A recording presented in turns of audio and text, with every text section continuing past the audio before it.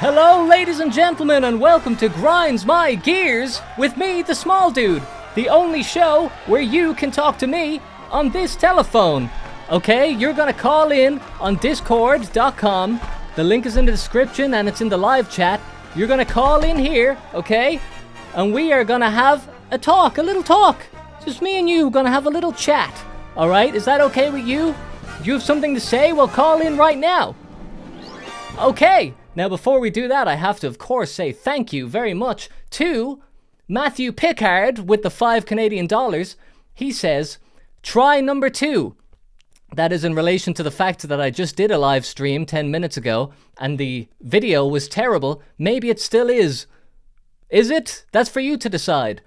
He has $5 Canadian here and he says, you know what grinds my gears? When you get goody... when you get googity her geschmoogity with your googus and she expects you to call her back. That was supposed to be Quagmire, but it turned into the small dude. Thank you, Matthew Pickard. And Brian... Whoa, hey! Lord Omega's in here too. But first, it's Brian the God, and he says, who else is up smalling their dude? I am. Look, I'm smalling my dude right now. Okay? Now, I don't know what that means. I hope it's something innocent and pure, like me, like my spirit is, like my soul. And, of course, we have Lord Omega with the $2 dues. And he says, $2 for the 2 calls I missed.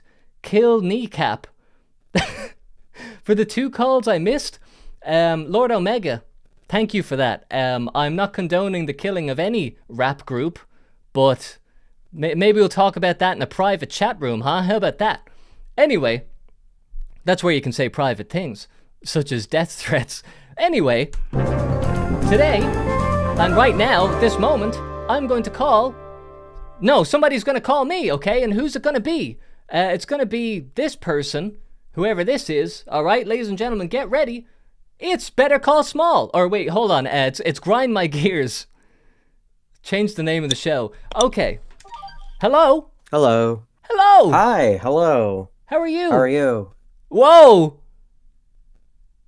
Double Whoa. trouble over here. Am I talking to my mirror image? Oh, well, thank you. I'm glad you think. I'm glad you think that's a compliment. Some other similar people to would you. say that's the only good that that'll get them is that they get to park in the disabled spot. Yeah. What's your name? My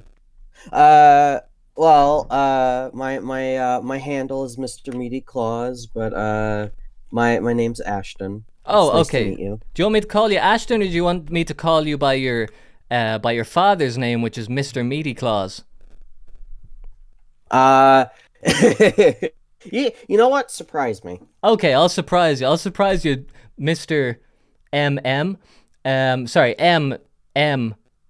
You know what, Ashton? Let's go with Ashton. Okay, Ashton. Yeah, just go with Ashton. Yeah, let's not confuse the viewers. It's not me who's confused. It's the viewers. You see. Oh yeah. It's Ashton. them who needs to understand. Yes. Every- It's just like oh well, why are you saying your real name on the internet? I'm like, no one really knows who the fuck I am. I'm just one of trillions of people on the internet. You're know? you're I've nobody, kinda- Ashton. You're nobody. That's what I was trying to say this whole time. We're both just nobody, so we might as well just say our full name and address. Now, here, listen. Before we get in trouble, what is grinding your gears today, Ashton? Well, what's grinding my gears today is that I had to move. I've actually fully moved out of my place of living today. I had to basically bail on a lease that I could not afford because they raised the rent by $624 to $786. So, well, hold on. I work at a- What kind of fucking Yeah. rent price is that? Who's doing this? Fucking Dr. Seuss? That's a crazy. Why is it such a specific number? I don't know. They know I have a pet. I've had a pet. It can't be the pet. I honestly don't know why they did this. I just really couldn't afford it because I work at a movie theater. I make $13.50 an hour. I don't have a lot of money, and it's really difficult to, sometimes make payments with my job. And now they just increased the lease, and I was just through with it. It really grinded my gears a lot. Well, that's a bit of an understatement, and I'm sorry to hear that because there is nothing more important than having good shelter. You know, it's one of Maslow's hierarchy of needs, one of the most important things. And there is no consolation. The one thing that I will say is that it sounds like you lived in a madhouse because they're charging 629, they're charging 724, these crazy uneven numbers. I think it sounds like you could find somewhere better. If that's any Yeah, consolation. How was the place that you lived in? Was it a good place? it was a really nice place. It was a very sizable room. It was a 4 bedroom. I had 3 different roommates. 4 bedroom. Basically, utilities were split amongst all of us. It was a pretty decent place, and then the housing company got bought out by another company, and I guess they were just like, go fuck yourself, because they kind of just shoved this whole situation down my ass, and it really grinded my gears. Yeah, they really shoved that down your ass. And tell me this: what were the people like who you lived with? Did you know them? Are they strangers? Um, uh, 2 of them were strangers. One of them was a friend turned ex-friend Oh, he turned an because of a ex-friend while you whole. were living with him. Uh, yeah, they did. I mean, I think the truer question is how personal is this? Is how personal do you allow this to go? How Because I how can personal do I detail it. allow it? You can tell me any detail in your brain if you want. Okay. I have no So, restrictions on personalization of the phone call. So go ahead, go okay. go right ahead. Yeah, thank Tell us you. how I, your I roommate fucked your brother down the ass. No, no, no, no. Well, The whole he says situation. no, no. Well, so maybe a little bit. Well, it's just like, oh, don't you know that no means yes, yes means no. It's just like, oh, it's opposite day. Oops. Uh, Exactly. I forgot to inform the viewers of the day, but today is August 25th. I don't have the date on screen, but it's August 25th, and it is opposite day, ladies and gents. You might not have known that. yeah. But now let's forget No, about that no for a is yes, sec. yes and no. What happened to your roommate, and why are you no Uh, longer friends? so I basically got into a situation where I was in a relationship where I wasn't really happy with it because of a lot of deep personal stuff, such as them not really wanting to, like, touch me and stuff like that. And Oh. eventually I branched out to a friend. I met a friend online. They were willing to be very touchy, and at the time it was like a friends with benefits thing, and over time I grew feelings for them, and it came down to the wire between having to choose one or the other. One that I was with for about 2.5 years, and the new guy who was very satisfying. And I chose the mythical third option, and I attempted to kill myself back in June. Oh my So god, man. That's never a third option. Let's stick with the two options, okay? So let's forget about that as a path for a second. Was oh, it I really know. that bad? Now, I'm not undermining the thing, but like, you've got your own life. You've got the movie theater. Yeah. You've got shit going No, on. You yeah. don't want to do that because of someone else. You don't want to let someone else drive you to that point. There's so much to live for outside of two guys. Yeah, I don't know. It's I mean, I got my own, like, mental issues. I got borderline personality, so everything's very amplified. So it's just like, at the time it's just not really the choice to think about it, but it's also just like, I don't know, I just felt like I hurt a lot of people. Well, But hold on now, because You're just a guy, you know. You didn't commit mass murder. You didn't kill the CEO of a health insurance company. You know, Yeah. you're not the worst criminal out there. How do you feel now? Are you past that, or are you still in that place? Yeah, I'm seeing like, therapy, and I'm taking medication. It turns out, I figured out what I have. And but the point is that the whole event kind of threw my entire social life out of balance. A lot of people that I've had as friends are no longer friends, and that was just by extension my roommate, who essentially saw it as some very selfish thing, and basically promptly called me a leech. So jump forward to now, where they're kind of harassing me a bit, trying to basically be like, oh well, you should just leave and get out. And then the rent goes up, and it's just like, well, here I am now. I'm couch surfing with a friend. What age are you, by the way? If you want to keep, if we're getting 20. personal I'm here. 27. Okay. Yeah, I'm not saying I've been in similar situations, but when I look back on some things, I'm like, at the time, I was like couch surfing, like literally homeless, living in a friend's house for like weeks. And when I look back on it, I'm like, oh, that was really bad. But at the time, I thought it was just the way life was. And it's only now that there's distance between now and that moment in the past that I'm like, thank God I didn't know how bad that actually was back then. Otherwise, I would have been really depressed, or more depressed than I was. Yeah. And I think maybe, you were in that point where, okay, like it's really bad and you're in it, but you don't know that there's going to be a future point where you'll look back on it and be like, oh my God, I only had half an idea of how bad that really is. Because when things get better, that's the moment when you realize how shit things were before. I would say, Yeah. get people out of your life who call you a leech and other such lowly insults. That's a very silly insult. That's like an 18th century insult.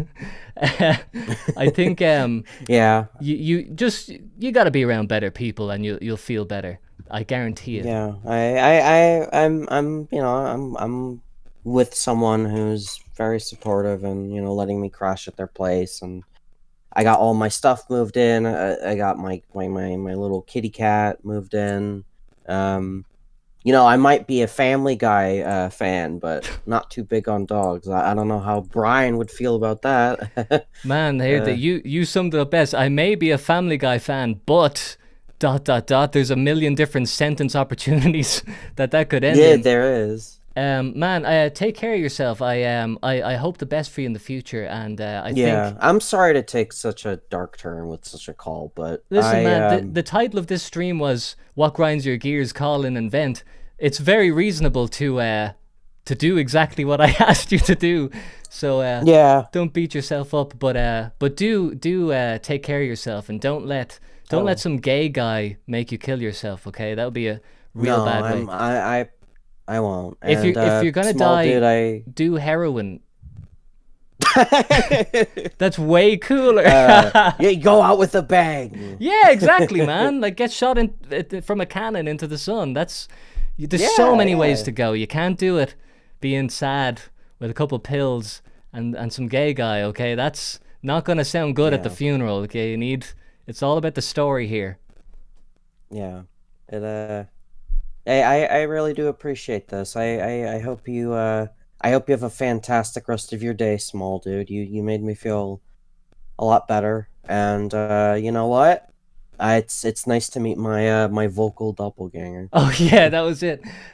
Great minds think alike. All right, Ashton, thank you for coming in. I appreciate it. Coming on, I should have said. Coming in. I don't know what people think of that. I meant to say coming on. Ashton, It's okay. talk to you later.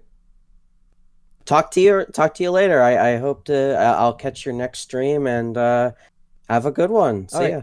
You too, man. Take care. There we go, folks.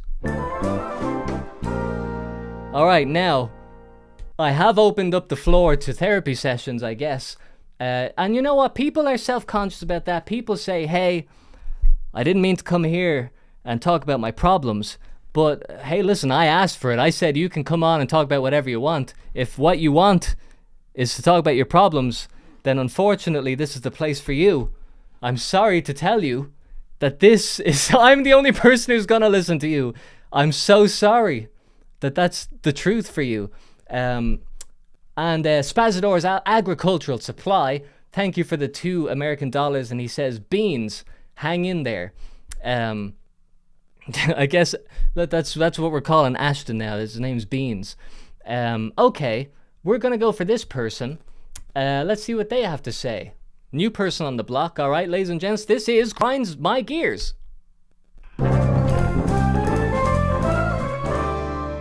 Okay, caller, I have submitted the request.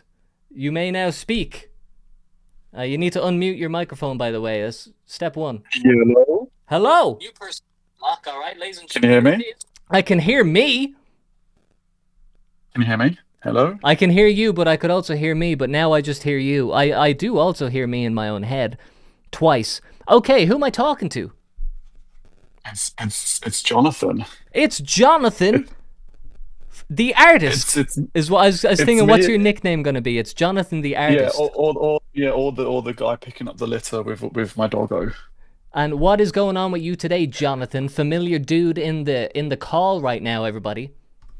I got a nice poem for you. Do you want to hear it? Yes, absolutely. That is exactly what I want to hear right now. You ready? This is dedicated to the channel. Oh, it's dedicated to the channel. Okay. The small dude is pale. Might have been drinking copious amounts of ale. There may be none of the tism, but the wall behind him looks like a mental prison. If he ingests the soy, chances are he might become a goy. The small dude just wants to be bigger. Alex is a stupid. Hey! Whoa! The phone. Just a second there. I thank God that that extended haiku ran out of syllables just before the end there. Jonathan, you're a poet and you don't even know it. Did you come up with that yourself? Yeah. Are you sure this wasn't workshopped with some sort of creative institution? It was a bit of the Keemstar, a bit of the Mensa IQ. Here, listen, that wasn't just a poem for me. That was a poem for the channel. I appreciate that, Jonathan. You really are an artist. Is there something that's grinding your gears today, or did you specifically want to tell us the poem? The poem was pretty good. I just wanted to get that off my chest. But yeah, I'll tell you what I did do yesterday. You'll enjoy this. I went to the park again. I brought a bag, a degradable bag, and I picked up all the rubbish and shit on the walk with my dog. And I filled up the whole thing. That's unbelievable. Hold on. You're not going to hear this on the phone, but there's a sting coming in right for you right now. Oh, hold on. Teeing up. Right now. And it's a little Family Guy sting. To be honest, it's not the happiest Family Guy sting, but that's brilliant. I actually love that. You went around with a bag, picking up rubbish. It's something that needs to be done. Nobody wants to do it except for one kind soul. And did people see you? Were they looking at you when you did it? Oh yeah, because I had so you know when you're fixing electronics, you've got the like the black gloves, the ones that you can touch electronics with and not mess them up. I was wearing one of them. I looked like Michael Jackson. I was literally like, and it was just really weird because people were looking at me. They were like, "Why is this guy walking around with a bag and a black glove on?"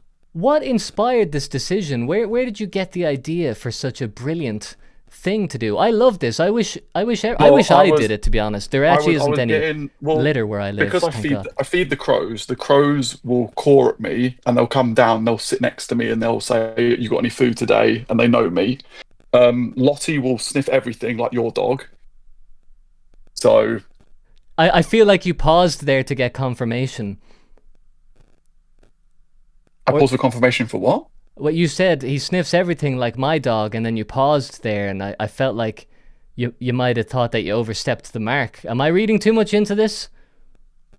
I don't know. I'm trying. I haven't had enough electrolytes today, man. That's probably why I need some more electrolytes. You know what? Forget what I just said. I think the problem is that you haven't had enough electrolytes. Actually, that was my second guess. So your dog is sniffing everything. She's sniffing everything. So I thought, I just said, how much shit can I pick up today? Just as like a little game. Yeah. And it's pretty awful, but And the worst bit is when the litter is right next to near the bin, like a few meters away, and people are just such shitheads. They just leave it on the ground. You It's know, just really annoying. I have a big problem, and I think everyone should have this problem.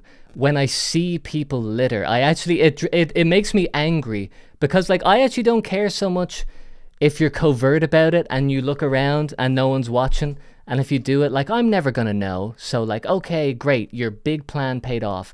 But when I see people, I literally saw a guy last week like eat a chocolate bar and then just throw it on the ground, and I felt enraged. Like fuck you. I live on this planet. You know, this is not your planet. We don't. We Do you would know all who? love Do you to know who? throw our Do you know who chocolate you bar should wrappers on the respect floor, though? huh? The ones that you should respect is that if you live in your domicile and you throw crap on the floor and you do it same outside, I respect those people because you are being consistent.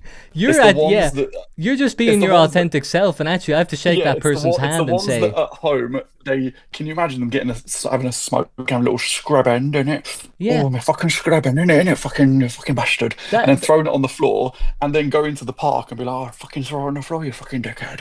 that Like might that sort actually of make stuff. me feel better if I imagine that they just do that in their own home, that they just like eat their dinner, then like throw the plate on the floor, and like they have no bin, and they just like they just shit in whatever room they're in when they need to go. That's how I'm going to visualize litter bugs, litter bugs, That's the one. Oh, litter litter bugs. bugs. Can you say something for me? Can you say this phrase? Say frickin' dog, buy a caravan for me, fucking ma.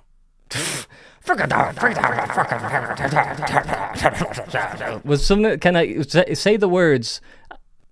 Why do I have to say that? You've seen Snatch with Brad Pitt. Oh, no, but I know he plays an Irishman, supposedly. Yeah, I wanted to see how you say Wait, it. what does he say again? He doesn't say dog. He says dog. You fucking dog. And then he says, but buy a caravan for me ma. Caravan for me ma. Oh, Buy a so caravan that for me where ma. you were saying that in the live chat last time, right?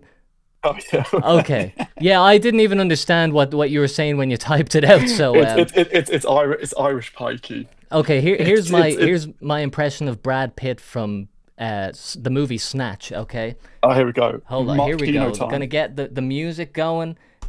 Here it Oh, is. here we go. Brad Pitt from the movie Snatch. Fucking dog, you fucking fucking bastards. Okay, well, you know, I'm gonna have to watch that movie tonight and see how close that was.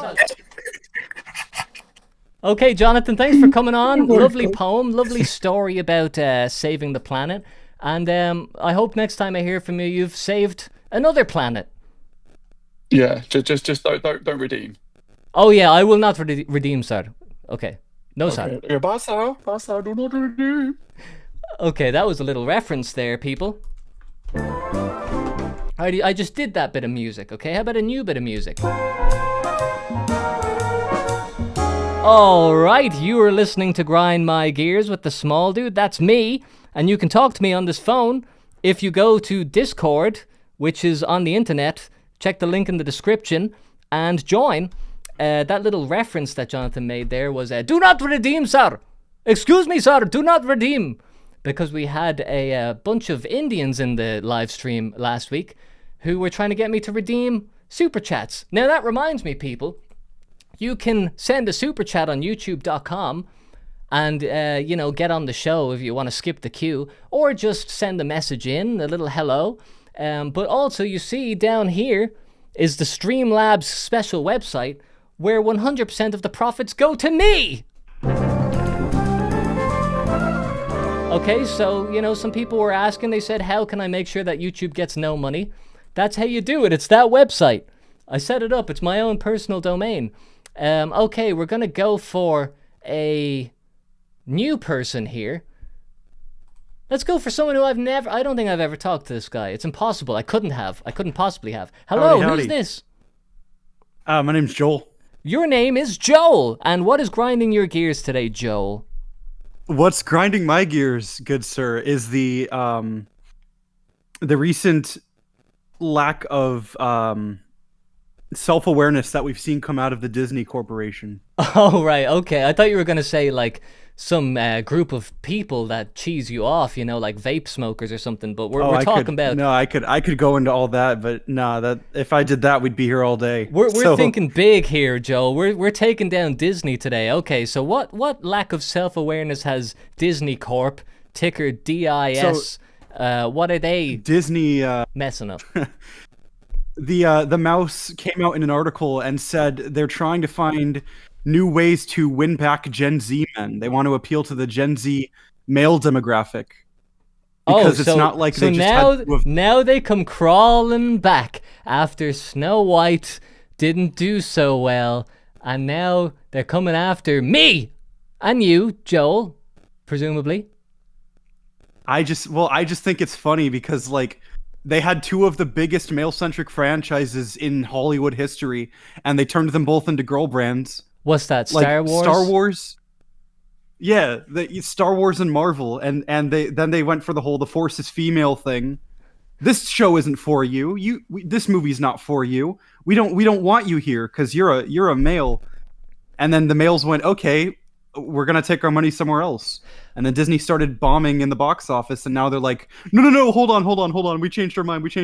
It was just a joke, bro.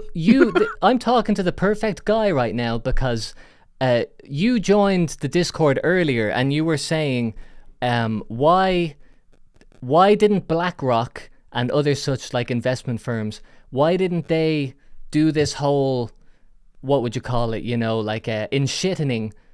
Why didn't they do this in the 2000s? You were saying that earlier, right? Yeah. Well, yeah, because it's like that was like the kind of peak time to grow up. Like, if you want to like spread propaganda and make people groupthink, like you got to get them while they're young. Yeah. And that's when a lot of Gen Zers were young. So why didn't they do it then? So it's funny because I don't actually check the Discord very often, but I was posting the link for this live stream and I saw your comment, and I think that's a good thing to ask. And I think the same thing goes for Disney with their like backtracking, like, we want to appeal to Gen Z men now instead. And it's that we do tend to think that these like mega corporations, these mega investment firms are like very, very smart and they know how to like destroy the world. And I'm not saying that they're not smart, and I'm not saying that you should like, underestimate them, but they really do just do a 180 sometimes, like, and they clearly have not like thought it through. And I think with like the Disney thing, they just saw Star Wars and they were like, what can we do with it? I don't know. This thing's popular right now. We can make it a woman. And you know what? They made their money and they achieved what they wanted to achieve for like a couple of years, but now they have to fix the problem they created. Well, and here's the thing, like, I have no problem with like a kick-ass woman character in a movie. Like Alien, I love the Alien movies. Sigourney Weaver rocks in those films. Like that's a good example of like a female character that I can relate to as and see human struggle in. I'm not relating to freaking Rey or She-Hulk, like. Yeah, I mean, well, the ultimate thing is that I guess this was the point of my Tony Hawk's video, is like they don't care. And in fact, what they're gonna do now is if they want to appeal to Gen Z men, they're just gonna do some like very trite thing that's supposed to appeal to you, and you're probably gonna be too aware to, like, you're gonna see through it now because you've seen what they did the last time. But there's gonna be like 10-year-old kids who they don't understand propaganda. They don't understand how media can be used to change your mind. And so like you're saying, why didn't BlackRock just shitify things in the 2000s when Gen Z kids were young? It's because they've forgotten about us. They're just on to the next kids now. They're like, who's 10 today? That's who we're going to get, because they're not wise enough to know the old trick. I saw someone in the I saw someone in the live stream chat here say propaganda was subtle in the early 2000s. And I mean, that's a pretty fair point. Yeah, like, but you know what? And here's what I was thinking about that as well, is that nothing is subtle now. Like this show isn't subtle. YouTube videos aren't subtle. TikTok, Instagram, like these are the things that people are looking at. TikTok isn't subtle in any way. Even like the UI, everything about the app is like in your face. So why not just make propaganda in your face? Like, why would you bother being sophisticated? Well, I do think it's interesting that you bring TikTok up because, it's a Chinese-owned company, and the stuff that He's gone. He said China and the CCP got him. I don't believe it. It's just that easy, folks. It's just that easy for China to get you. Now, I hope I've not gone offline. Oh my God!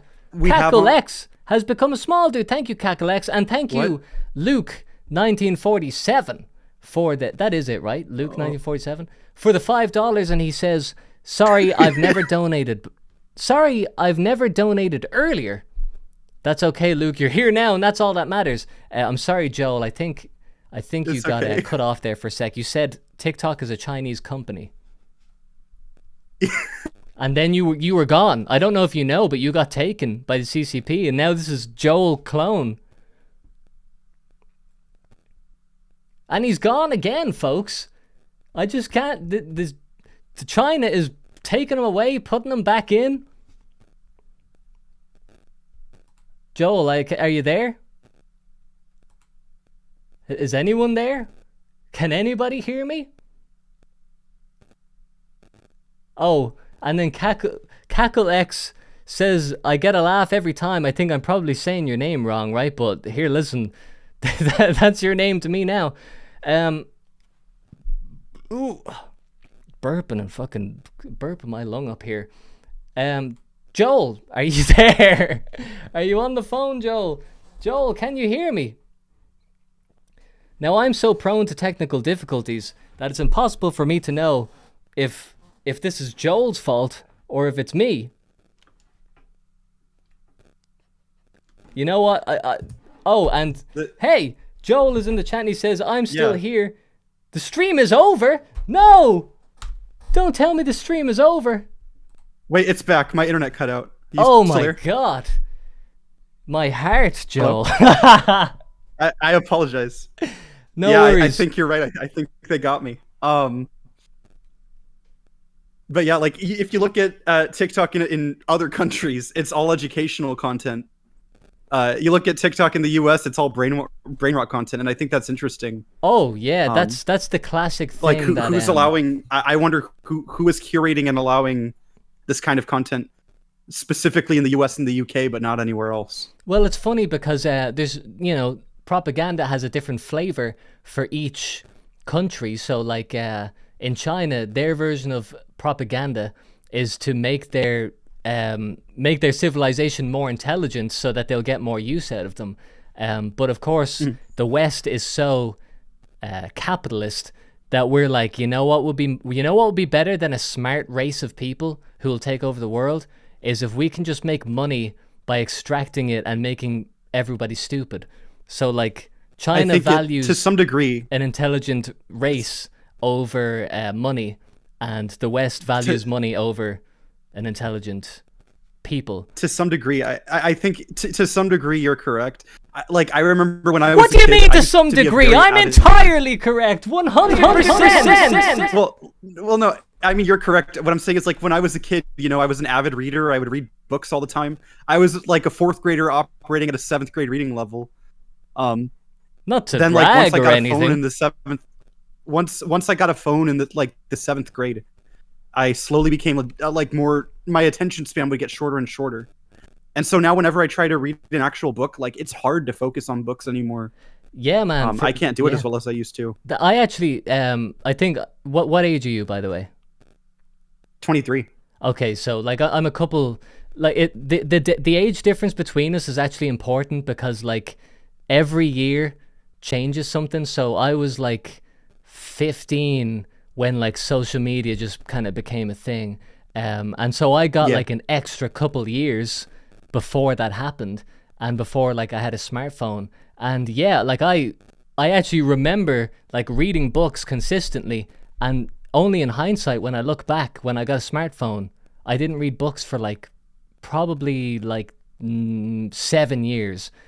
And I actually just realized that now talking to you, there's a definitive moment when you get the phone, you immediately stop reading books. It's not a coincidence. It fucks up your attention span. It's like I've been trying to go back to reading again. I started reading this book by C.S. Lewis, but it's a short book. I just have trouble focusing consistently like I used to. Yeah, and I have friends who say the same thing. They're like, I can't read. Like I try read like 1 or 2 sentences and I'm bored out my mind. And those people are also the ones who are like the most addicted to social media. It is possible though. I want everyone to remember you can stop using social media. Like you can do that right now. Stop watching this live stream. Turn off your computer. The possibility is still out there. It's just getting harder. The challenge is increased. That's one of the best ways to fight back against like everything that's been going on with BlackRock and all that, is like focusing on reading more and listening. It's a lot. Yeah. It's harder, but once you get the hang of it, like it's a good way to fight back and start noticing again. I 100% agree with you that when I am reading a book, I am almost like I'm doing it. Like fuck the system. I'm here, my phone's away, and I'm not contributing to any metric on any device. It's one of the only things you can actually do that is like totally off the grid, is just like pick up paper, and you can spend like hours doing that. Joel, thank you for coming on today. I'm going to keep the show rolling. I hope you're safe, and that when I hang up, you're not going to get taken away, right? Oh, don't worry. I'm in Missouri. The CCP can't touch me. Oh, no, yeah, they wouldn't go there. They haven't got the balls. All right, Joel. Nah. Thank you for coming on. God bless. Yeah, God bless, man. There he goes, folks. There is Joel from the internet. That's how I know him. Okay, so, by the way, just a little bit of info. We're doing this show every Monday at 6 p.m. GMT. For you, that is probably that is 11 a.m. PT, whatever the hell that means. Where I'm from, we don't talk about PT at all. We're like, PT? What does that mean? Professional trainer? Professional dog trainer time? That's what you live on? Professional trainer time? No, man, we're on GMT, and that stands for Great Mode of Transport. Because, as everybody knows, where I'm from is where they invented the wheel. Now, even my little preview on my computer is saying that I'm going slow, which makes no sense because that's my own personal computer in my house. You know that I'm here, computer. Look, I can't even show you now because the computer's absolutely buggered. Look at this computer. Look at that stupid computer making my stream go all not good. Damn computer! I hate you! I hate my computer! You suck! You're making my audio go all weird. This isn't me. This isn't me doing some weird thing with audio. Man, this is terrible. This is really not right. Okay. Let's just get on with the show. I tried to tell you that this show is on at 11 a.m. PT, and then what happened? Just started thinking about other stuff. Okay. Yeah, here, look at this. Here's one other fun little fact before we get into it. I'm looking at the details here. Oh my god, this computer's just gone, isn't it? We're just gone. We're totally gone. You know what? I think it's the camera's fault, actually, of all things. How many people is that? That's 85? You can't see it probably, but that's 85 people, ladies and gents. Look how terrible the stream is. It's just a black screen. Okay, listen.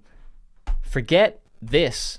There's 85 people here, and they want to hear this guy talk. Whoever this is. I don't think I've talked to this guy. Let's see who this is. Okay. Oh. Hello, Howdy. can you hear me? G'day phone. G'day small dude. Hello, are you Wait. Australian? Have I picked up on some sort of micro accent there? Oh, Micro mannerism? yeah, it could be. Here, listen. Yeah, I'm a little bit Australian, yeah. I am just... Yeah. It's not you, it's me. No one can hide their ethnicity from me, I am just on it. What's your name? Yeah, true. Oh, my name's my name's Matthew. Your name? Are you Matthew Pickard? No. Oh no, that was Matthew, a Canadian. Matthew Sorry, Kellaway, he not was a Canadian. Packard. There's two Not a Matthews in the Packard, world. that is. One of them. Oh. No, Oh, I think the stream's gone. that's all right. Hold Well, it's on. not, but you know. Yeah, take your time. Take your time. Hey, listen, I don't know if I've got a people. question. Are you Huh? talking using a landline? What's the go here? Now I don't know if people are hearing me through the internet here. My computer's doing crazy stuff, but Matthew here just told me to take my time, and I think that's the best advice I'm gonna hear Yeah. all year, maybe for the rest of my life. Someone in the chat, you'll love to hear this, Matt. Someone said, "Shrimp on the Barbie, mate." Have you heard that one before? Oh no! I haven't heard. I've heard I've heard snag on the Barbie. I've heard put the steak on the Barbie, but shrimp. Shrimp, yeah. I never heard that one before. No, that's That obviously was- like a little. That was a new one to me. Anthony Bourdain's coming back from the grave to type in my live chat with a little fucking recipe there. But okay, so Matt, what is grinding your gears today? Oh, dude, a few things, man. I got a few things grinding on my gears. Okay, this sounds like big ones. Sounds like big like- gears. There's this bit going on with my mates, and it's starting to piss me off. But the whole joke is they just repeat my name a bunch. They just say Matt. They just interject my name Yes. into the sentences, and then I just can't take them seriously anymore. I try to say something serious to them, and they're like, oh, don't worry, that's it's Matt, Okay. They're not taking me seriously anymore. Okay, this is a good one. I like this. I'm gonna say first off, Kiamo just typed in the chat. Small dude, do you still use iFunny? I just want to say I never used iFunny. I know I'm popular on iFunny. I've never used it. Just clearing that up there. But I appreciate the iFunny users. But Matt, I Wait, don't what about know- Flickr? Did you ever use Flickr? Huh? What about Flickr? Flickr. Flickr? Flickr. Yeah. The website from 15 years ago. Yeah. Man, Oh, I yeah, used to have a I've got mates Flickr that still account. use You that, brought by the way, back. just saying. I might be having flashbacks tonight. I'll start remembering things I didn't know I remembered. I just there's a Flickr account of me somewhere 15 years ago. Yeah. But here, listen, you have I've a got a problem. mate that still brings up what's that thing called again? Oh wait, am I allowed to swear? Is that right? Well, you've already done it, Matt. Now I've just got a message coming in from YouTube. The channel's over, they said. Oh what? Yeah, the channel's No, over. not All my because- videos just got deleted. Thanks, Matt. No. Oh no, wait. They said if you say Crocodile Dundee, then it'll get put back up. That's not a knife. This is a knife. Ah yeah, I just got a Crocodile message that Dundee, says mate. I'm back online. Okay, Jesus, YouTube is tough. Aussie. Oi. Okay, Matt, you've got a problem here, and I think I have the answer. There's not a lot of things I know in life, but I think I know this. Your friends are saying that your name is the butt of the joke, okay? Now, I just want to know, because I think you know the answer. I just want to know, Oh yeah. do you know why they're doing that? Oh, that's funny. That my assumption is they just think it's funny, and they're turning into one trick pony kind of deal. Okay, well, I need you. I'm going to make you have a realization. Okay, what reaction do you have when they do that? When they make your name a joke? Oh, I give it a bit of a laugh off, and I don't really address it. I just kind of let it happen, kind of deal. And what effect do you think that has on the continuation of the joke? Oh, they probably think I think it's funny, and they just keep doing it, I suppose. But it's I'm telling my you, guess. I'm telling you from experience that it's your reaction that makes it keep happening.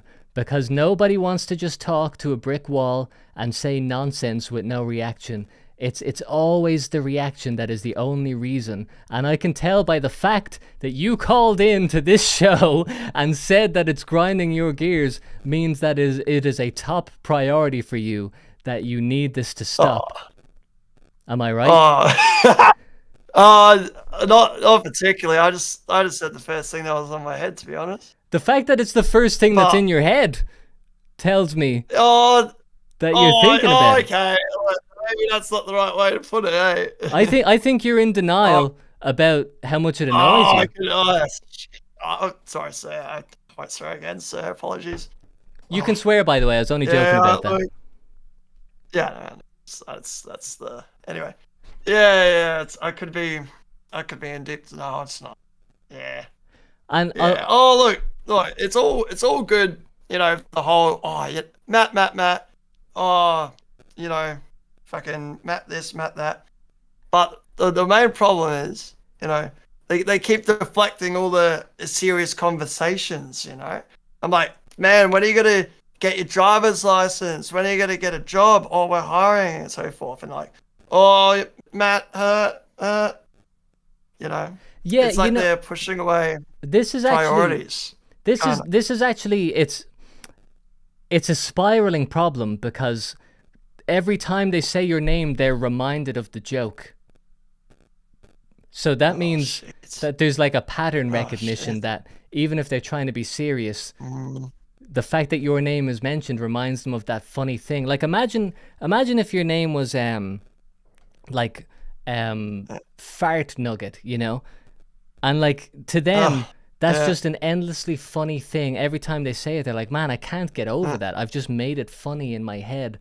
And the more I say it, the funnier it is. I think you need to change your name, Matt. I might have to think. I might have to think over that one. I think. Wait, do you go by Matt or Matthew? Oh, Matt. Everyone calls me Matt. I can't think of one person. Oh, it's only when they're like addressing me by my full name. That's when they're like, "Oh, Matthew Peter Calloway. Oh, sir, you need to get off the heroin, sir. Get off the heroin." You know what? The more I'm thinking about this, and I'm sorry, like I know you don't want to hear this, but you just need to know the truth. For some reason, just you telling me about this is making me kind of laugh, just at the name Matt. And I actually think it's not your problem. That's pretty funny. It's not. That's a funny name, especially when you say it a lot. It is. It's just fun it is really to say. Funny. Like when you're driving down the road and you see a street that says Matthew Street, you're like, oh, that's Matt. Well, there's something about it now that you've kind of like bigged it up, and I'm like, I don't know why I want to say Matt. It's fun to say. Like there's other names like Brian. That's just a name. There's nothing funny about That's Brian. Like a low amount of syllables, isn't it? It's like one or two. You don't want to waste your life trying to say 2 syllables all the time. Matt is just 1 syllable. It's so easy. I don't know. Maybe it's not my place to tell you how to get out of this predicament, but I think you need to change your reaction. I think you need to do something kind of crazy. Like I think this could make it worse. It could be a risk that pays off, but like when they say Matt, maybe you should just go insane and you should like just start touching people. Like every time they say your name, you just start touching them, and like just you have to get real into it. You have to start like touching their cock, touch their ass, and I tell you do that for like 3 days in a row, they'll stop saying it. You might get yourself another nickname though. Oh yeah, I don't want to be known as like, Matt the molester. I mean, that's gonna ring true. I don't like that. Listen, you might have to work your way around. You might have to play the long game where like maybe that's step 2 of a 5-step plan, so when they start calling you Matt the molester, that's when you start doing another thing, and then eventually it becomes too much that they're like, we can't peg this guy down, can we not, please, they're like, please, can I call you Matthew, please, I just want to call you by your name. I suppose, yeah, that is an option. That is an option. Matt, I honestly think whatever it is that you need to do, I think it's pretty extreme, and I think this is what I would do. I'm not even joking. Like I know it sounds like I'm making up shit, but if that happened to me, I would out crazy them. And if someone like gave me like a nickname I didn't like, every time they say it, I would just reinforce it with something terrible, like spit in their face or something. I know it would work. It'll cause bad things, but as long as people don't give me a nickname, I'll be happy. Yeah, look, I don't want to make Matt the Molester my kind of nickname, Hey, listen, maybe I do like the. Maybe if that happens, you should be like, yeah, I am Matt the Molester.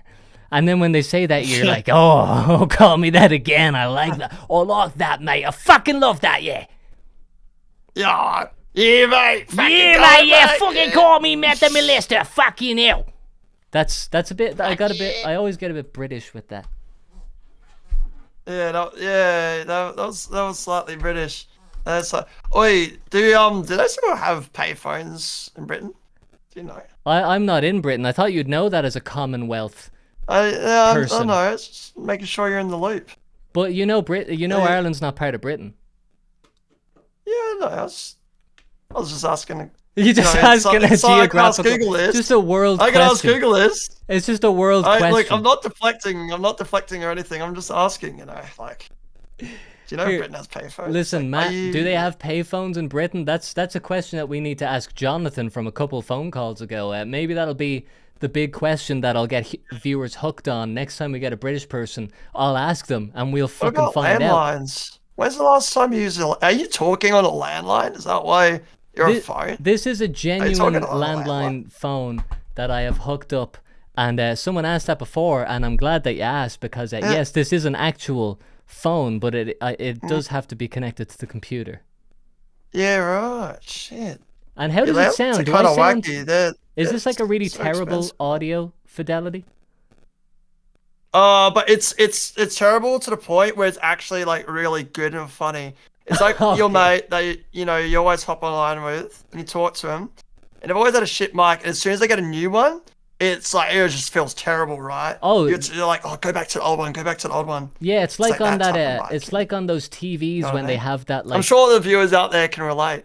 Yeah, I'm sure everyone is nodding their head to this. It's like that setting. Do you ever see that setting? They're actually nodding their head. Do you ever see that setting on the TVs where for some reason you go to like a family friend's house and they have this setting on the TV where everything looks hyper realistic and it's like you can see the set design and stuff.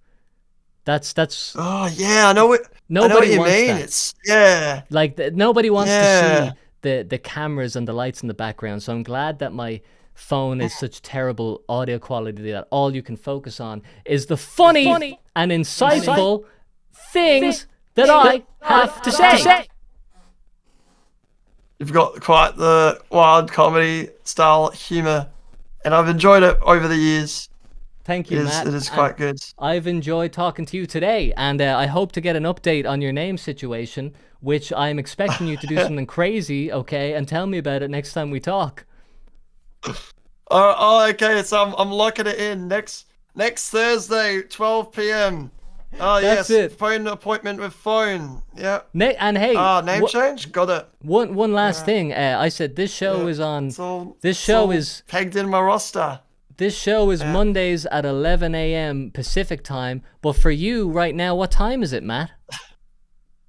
Oh, it's 4 a.m. I know it's 4 a.m. I'm familiar with what time it is in Australia. I'm a night shifty. I'm used to going to bed at 5 a.m. I'll defend myself. I am. Because I usually finish work at 3 or 4 a.m. But I am genuinely it's always my bedtime. Thrilled that I can make the time pass a little bit during night shift. I've been there, man. I've done that, and I'm so glad that you forgot that you're in work for just 10 minutes. So this was a great success, Matt. Talk to you again. Yeah, exactly. On your work break, just sit around and if you get picked up, you get picked up. It's just how it goes. That's just how it goes, Matt. Okay. Talk to you later.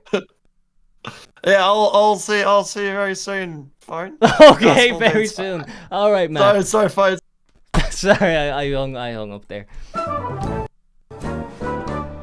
Down under, mate, says Jonathan. Yes, I don't mean to be rude when I hang up so abruptly, but I have a special condition where talking to people is hard. And I know, yeah, you're saying, why would I do a talk show if talking is hard? I don't know. I don't have an answer for that. Oh yeah, I do have an answer, because it's just fun, you know? It's something I'd like to watch. I would love to watch this show if I wasn't hosting it. It's kind of unfortunate that you make the thing, as a creative person, you make the thing that you most want to see, but then ironically, you never get to enjoy it as an audience member. Okay, so for people who don't know, I'm calling people who I haven't talked to before, and there's people who've been sitting in this queue. I try to get to everybody, but I gotta prioritize the new people. Okay, so who am I talking to now? Hi, this is Jay. This is Jake? J, just the letter J. Oh, you are the letter J. I was fucking... Man, I'm a huge fan. I've been doing the alphabet since I was a kid. This is great to finally meet you. Yeah. It's nice to meet you too. Oh my God, Jay. You know who I am? Jesus. Okay, Jay, what is grinding your gears today? Oh, two things. I got really called out earlier about the littering thing. Oh, okay. Are you a litter? No, don't tell me you litter. No, I litter indoors. But okay, there's a reason, okay? Okay. Well, here, listen. You're fine for now. Okay, now you've got my interest. What's the reason? Okay, you're a fellow ADHD person, right? So you know dopamine is hard to come by. It's I knew I should have not said that publicly. Gathering the motivation to get up and dump the trash when you're done with it is kind of hard. So how about letting it pile up behind you, and it's a bigger dopamine hit to pick it up all at once at the end of the day. Okay, I'm gonna have a serious opinion here now. I think just because you have ADHD doesn't give you the excuse to just have dopamine hits whenever you feel like it. You gotta restrain yourself, Jay. Hey, I have ADHD, so I walk around naked and I get boners on the bus. Is a man not entitled to his dopamine hits? No, he actually is not. I'm sorry to say. Here, listen. Well, it's your house. You can actually do whatever you want. Do you live with people? No. Oh, so this is your own cross to bear. Like, it's not even bothering anybody. Well, yeah. Whoever it was bothering moved away because of that. And who might have that been? Reasons. It sounds like you don't even know. Oh wait. I cannot hear you anymore. You said whoever that's bothering might have moved away, and that's the most conditional tense sentence I've ever heard. It's almost as if I'm not sure if it did happen or not. Did somebody move away? Yeah, my brother. He decided that you know what, I kind of need my own place where there's not a little pile of trash piling up every day. And did he actually explicitly say that was the thing that made him want to move? No, he just wanted his own place. Okay, fair enough. Yeah, you sound like a relatively sane person. Like, my idea of someone who just throws junk all over the place is like totally deranged. What other stuff do you do? That's definitely not the only improper thing that you do. Improper thing that I do? What do you work? Yeah. I work from home, so I mean, I'm supposed to be working right now, so I guess you could call that improper. There we go. That's thing number 2. Okay, so throwing stuff on the floor because it feels good, calling into a live stream while you should have been working. I feel like every time I ask you, you're gonna say, "Oh yeah, going to sleep." Yeah, I don't know. I just stay up playing video games till 4 a.m. until the vape pen knocks me out. No, I don't ingest any smoke. No, it doesn't feel good to throw it away. It feels good to pick it up. Oh. That's where the dopamine comes from. Oh, so it's the actual, you get satisfaction from cleaning, is that right? Yeah, no, I get satisfaction from putting garbage in a bag. I don't know why. I know that's the weirdest, most specific source of dopamine, but like bagging trash. Oh, that guy was talking about it earlier. I was like, yes, I Oh, want to do that. hey, listen, I feel like I got the wrong impression at the start. I love this. This is my favorite thing now. Getting satisfaction Oh, yeah. from bagging trash. Yeah. Oh my gosh, I can't believe you were under the impression that that wasn't the case before. Yeah, I'm no, so I glad just we finally I had it in my see head. face to face. At first I thought this guy litters on the street, and now I'm like, this guy's a revolutionary. He's just discovered a free, convenient, and harmless way to have fun that doesn't involve any technology at all, except for bin bag technology. So, you came on here. This is grinds my gears. You came on with a problem because you felt seen. This has just turned into a great thing. I think everybody at home is going to start bagging, which is the name that I've just termed for it. Do you have a name, or can we call it bagging? Bulk bagging. Don't bag meal piece. Do it every like large quantities at once. I promise you, it's gonna change your dopamine receptors forever. Yeah, damn, man. Once TikTok finds out about this, it's game over, People are going to be bagging all day. They're not even going to be going on their phones. They're just going to be bagging Wait, the videos. Ritalin industry. That guy got taken out by China. The Ritalin and what's the Adderall and Ritalin industries are gonna take me out. So Yeah. be careful. Man, you're exposing a little government secret there. Is there anything else you wanted to share with us before we move on, Jay? What's up with your studio monitors? Why are they mismatched? Oh my God, how did you... Oh, did you know that just because I put the GoPro camera on the speakers No, for 2 on seconds? it's like no, they're not confessing, they're bragging. You put pictures of your studio monitor on the Tony Hawk video. Oh, I was that's like, right. is this Okay, Nisi's I thought monitors you were like the mismatched? eagle-eyed observer that you got from this 180p, 180p image. No, they're actually I cannot believe the depth of insight that this question has.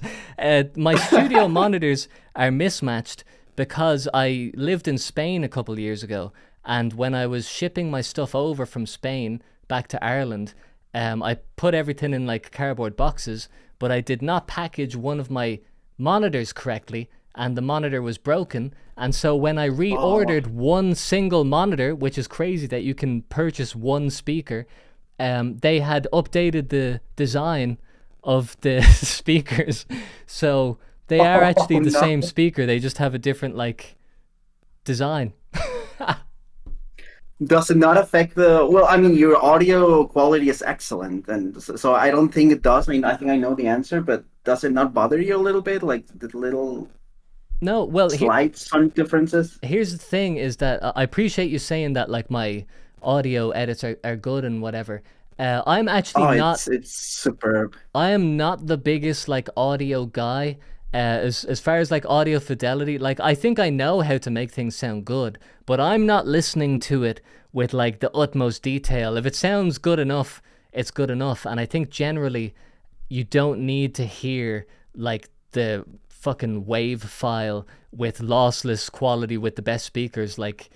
Generally you can use I mean, these aren't even good speakers. These are cheap speakers, and I put them on a pretty low volume, but you still get the job done. It's all about taste, and to be honest, audio fidelity is the last thing that I would ever think about. I noticed you tend to intentionally make it crummy sometimes. I mean, it sounds Yeah. great. It sounds rich and velvety the way you do it, because there's an artistic direction, right? It's not just haha, I picked the MP3 because I'm lazy. Yeah, You do it that way for a reason. It's artistic direction is everything, and with artistic direction, I could make a video on a laptop using the laptop speakers and the laptop mouse, and I would still be able to make it sound pretty good because of taste, not because the laptop is so good.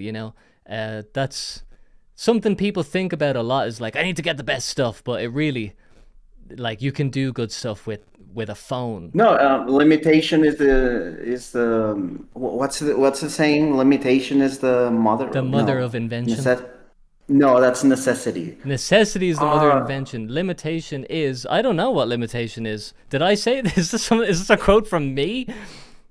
No. It's a really common parlance. A limitation is something of a limitation enhancing creativity. I don't know. Here, listen. Let me phrase maybe this. someone in chat Let me can phrase this for you and everybody listening. correct my ignorant ass. No, you got it right, man. The phrase is, okay? Now, this is perfect. You don't even know how perfect this is. Limitation is... That's it, man. Doesn't that say okay. everything about limitation? Do you get it? Limitation is... Dot. Yeah, I suppose. I guess this talks about my mental limitation right now. Yeah, man, you're not And how- limited by not being able to finish that sentence. Just saying limitation is, everyone in their head at home is like, yep, I fucking agree, man, you're right. Because they're just filling it in. They're like, yeah, what I think is what he's trying to say. And everybody's happy. And everybody has their own version of the best thing that statement is. Anyway, I'm going to stop talking because I'm going to get banned from art galleries Yeah, because worldwide for being too limitation is, and pretentious. then people fill it in with like death threats and you know. Limitation is kill all people from Northern Ireland. Yeah, exactly. So don't give people so much liberty there, because you never know what you're gonna get. Yeah, in fact, things are coming to my head now that I'll get myself banned from my own channel. Jay, thank you for coming on. It was great to talk to you. Yeah, great talking to you. Thank you. All right, bye-bye. Okay, there we go, folks. There we go. All right. The show's rocking along. The show's just going. Gone? No, it's still here. It's still here. And someone in the chat, of course, Calamity says, limitation breeds creativity. I believe the statement is limitation is Calamity, but limitation breeds creativity. That sounds familiar too. Limitation is swag, says Yatube. That's another great quote. There's a lot of great quotes you can make from just one word. Just say limitation and then just let your mind go. Just let your tongue start talking. Never stop talking or noticing, small dude, says Kool-Aid and frozen pizza. Hey, if I could stop talking, I would, but I can't. And that's why we're here today. Okay, well, what else do I have to say? Let's take 2 seconds now just to say something that I have to say. And that is channel update. Okay, little bit of info for you here. Little bit of inside baseball. What's going on with the Small Dude channel? So I made the Tony Hawk's video. Most of you know about that. In fact, all of you, everybody knows about that. And Tony Hawk's video is doing really well. And it's not stopping doing well. It just keeps going. And it's not just the increase of subscribers, ladies and gentlemen. It's who those subscribers are is what's important. And I have been contacted by famous people who you know and are probably a fan of.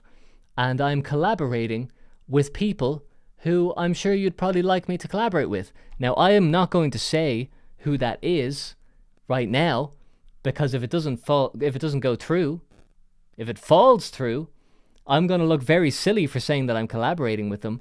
And so I'd love to tell you, but let's just say keep an eye out for the Small Dude on your favorite famous YouTube channel. And Cackled says, that's good to hear. I know I can only be vague about it, but it's crazy how not only is it a good thing to have a successful and popular video, which I'm very thankful for, but even more so, and I'm not talking about Synthetic Man. I'm actually going on Synthetic Man's podcast, not tomorrow, but next Tuesday. That's not a secret. It is a very interesting and crazy thing that not only being popular is good in itself, but when people who are like further up the ladder than you see what you've done and they say, that's valid. You know, that's a very satisfying feeling. Somebody says, Mr. Beast? Oh, could be. Maybe I am Mr. Beast. Don't I look like him? I've said that so many times in this live stream, and I don't think people think so. Look, I look like Mr. Beast. Don't I? That's what he does. I have 2,000 million euro dollars, and I'm going to give them to starving kids who are blind and gay. Whatever he does. Okay, so people are saying, Love Yuki says, very exciting, looking forward to it. Yeah, I know, I wish I could tell you more, but I guess just channel update, I've been working very hard, and it's for a video that's not on my channel, so that's a new thing. That's never happened here before. I have an idea for another video of mine, but I haven't even been able to get started with it because too many offers coming up, which is a good thing. Okay, that's what's going on with me. Gonna get another person here I haven't talked to. I need to get through these calls quicker because there's a lot of people in line. Hello, who am I talking to? Noah. You were talking to Noah. You're not a new guy. I know you. Yeah, why'd you pick me then? Oh, because I can hardly see the computer screen. And I by the vague little image that you have, didn't know who you were. But anyway, I'm glad to talk to you, Noah. How are you? I'm doing alright, just paused my drawing to be here. You're drawing? What are you drawing? Are you drawing conclusions, perhaps? You could say, in a way. Okay, we all are, aren't we? All the time. But you're drawing a picture, I guess. Yeah. What are you drawing a picture of? Do you want to turn on your camera and let us see? That could be a first. No. Oh, come on, man. Ladies and gentlemen, we have Noah on the line, and he's about to show us a picture. Isn't he? I could, if you want. Oh, here we go, folks. We've got him now. Oh, we've got him now. Hold on, wait a minute. No, I probably shouldn't be opening the door to the possibility of video communications on this live Flip it stream. around. Let's see now. What have we got here? This is going to be the lowest quality image. Oh, that's pretty... Hey, good stuff. What's that? Her mouth is a vagina. Oh, yeah, you could interpret it that way. That's just my artistic interpretation. Okay, and he's not showing us any more than that, ladies and gentlemen. He's in and out. That's a nice little picture you drew there. Yeah, be quick for that one. Huh? What's that? What? What'd you say? What did you... Hold on, who's talking? Is it me? Anyway, Noah, what's grinding your gears today? Being the only person in the house that cleans. Oh, do you have a guy who just throws litter on the floor only to pick it up later for satisfaction by any chance? No, they just don't pick it up. Okay, how many people do you live with? I live with my grandfather and my mom. Oh, okay, so that's tough because you can't get rid of them easily. You can get rid of one of them easier than the other. I'm not going to say who between your granddad and your mom, but one of them you could get rid of. Hell Funny Network has become a small dude. Hell Funny, the meme master. Everybody, check out Hell Funny Network on YouTube. He made a funny video. Do you know him, Noah? Yeah, I watched his Family Guy video. Oh, you did? So you know him. Yeah. He says... Power company pulled a fast one on my area for quote-unquote safety reasons right before stream reset earlier. Been without it, but fingers crossed it comes back in time to call in. Okay, so he's having power company issues. We might talk to Hell Funny later. Noah, what did you think of his Family Guy video in 3 words? Pretty freaking sweet. Oh, nice. Very good. Okay, you're on the ball today. Okay, so your people in your house, what is your granddad and your mom doing that is so annoying? Well, first of all, my grandfather's a hoarder. Oh, so, yeah, a lot of old people are.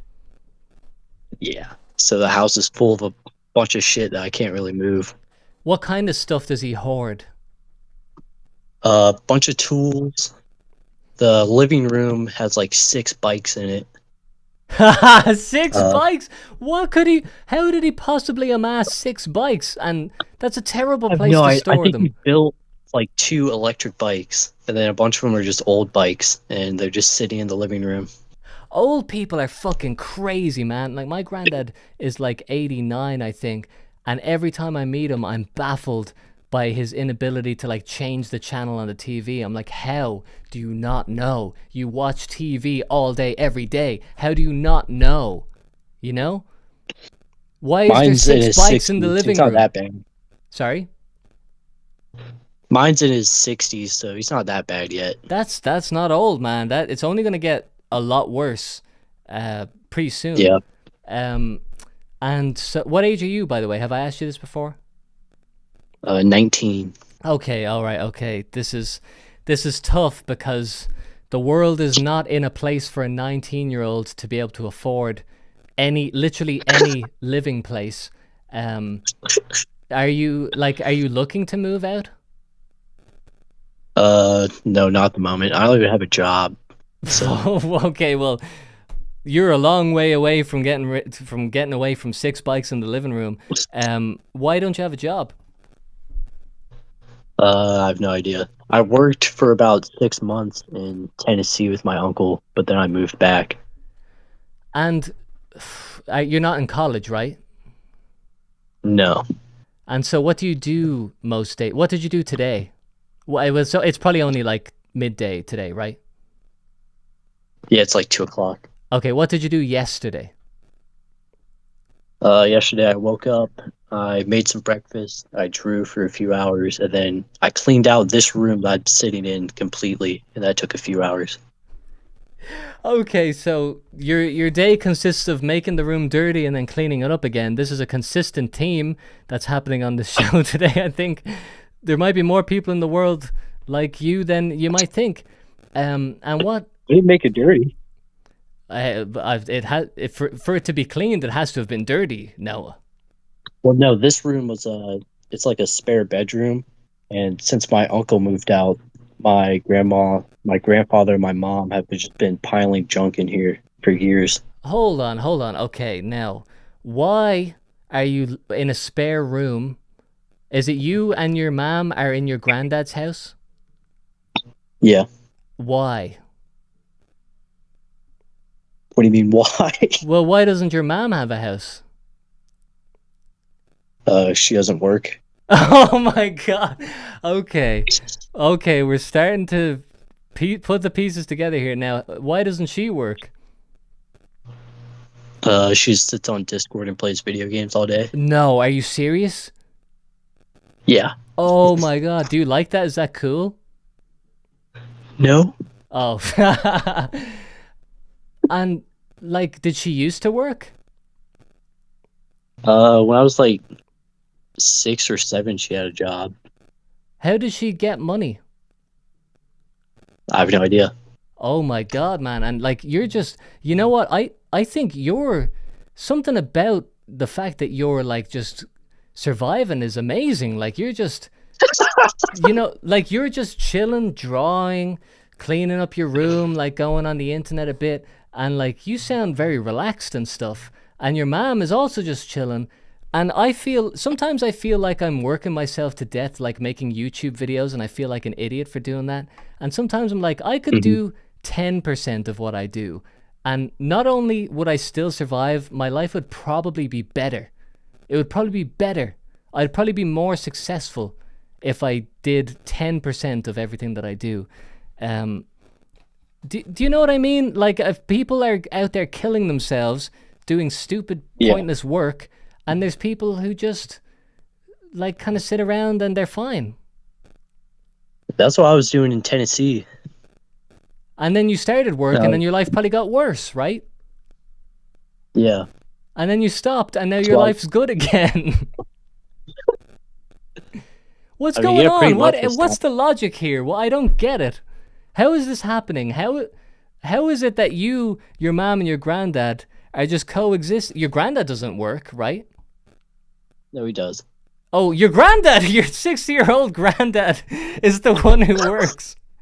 What is going on? What does he work as? He is a machinist, so he makes like metal parts and stuff. Is that like a passion thing that like he doesn't want to retire because he loves it? No, I think he hates his job. Oh, and how does he feel about you and your mom being in the house?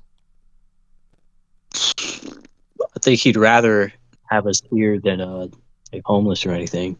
Yeah, that's kind of the funny thing about like when you get past a certain age, you want people in your house. You want your family to be there. It's like between the ages of 20 and like 50, all you can think about is getting rid of everyone who lives with you, and then it reverses. You're like desperate for company. So what's your plan?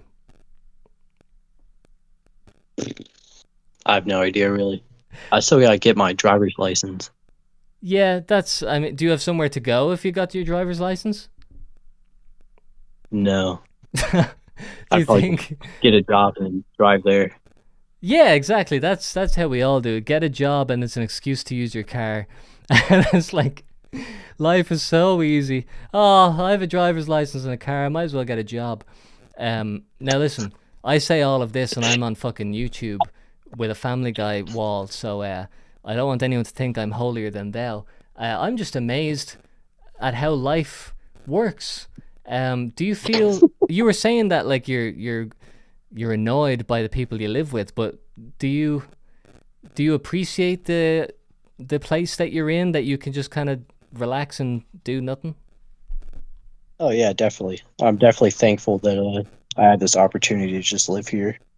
Jonathan in the chat says, "How would you buy a car?" I think one of my family members has a car for me.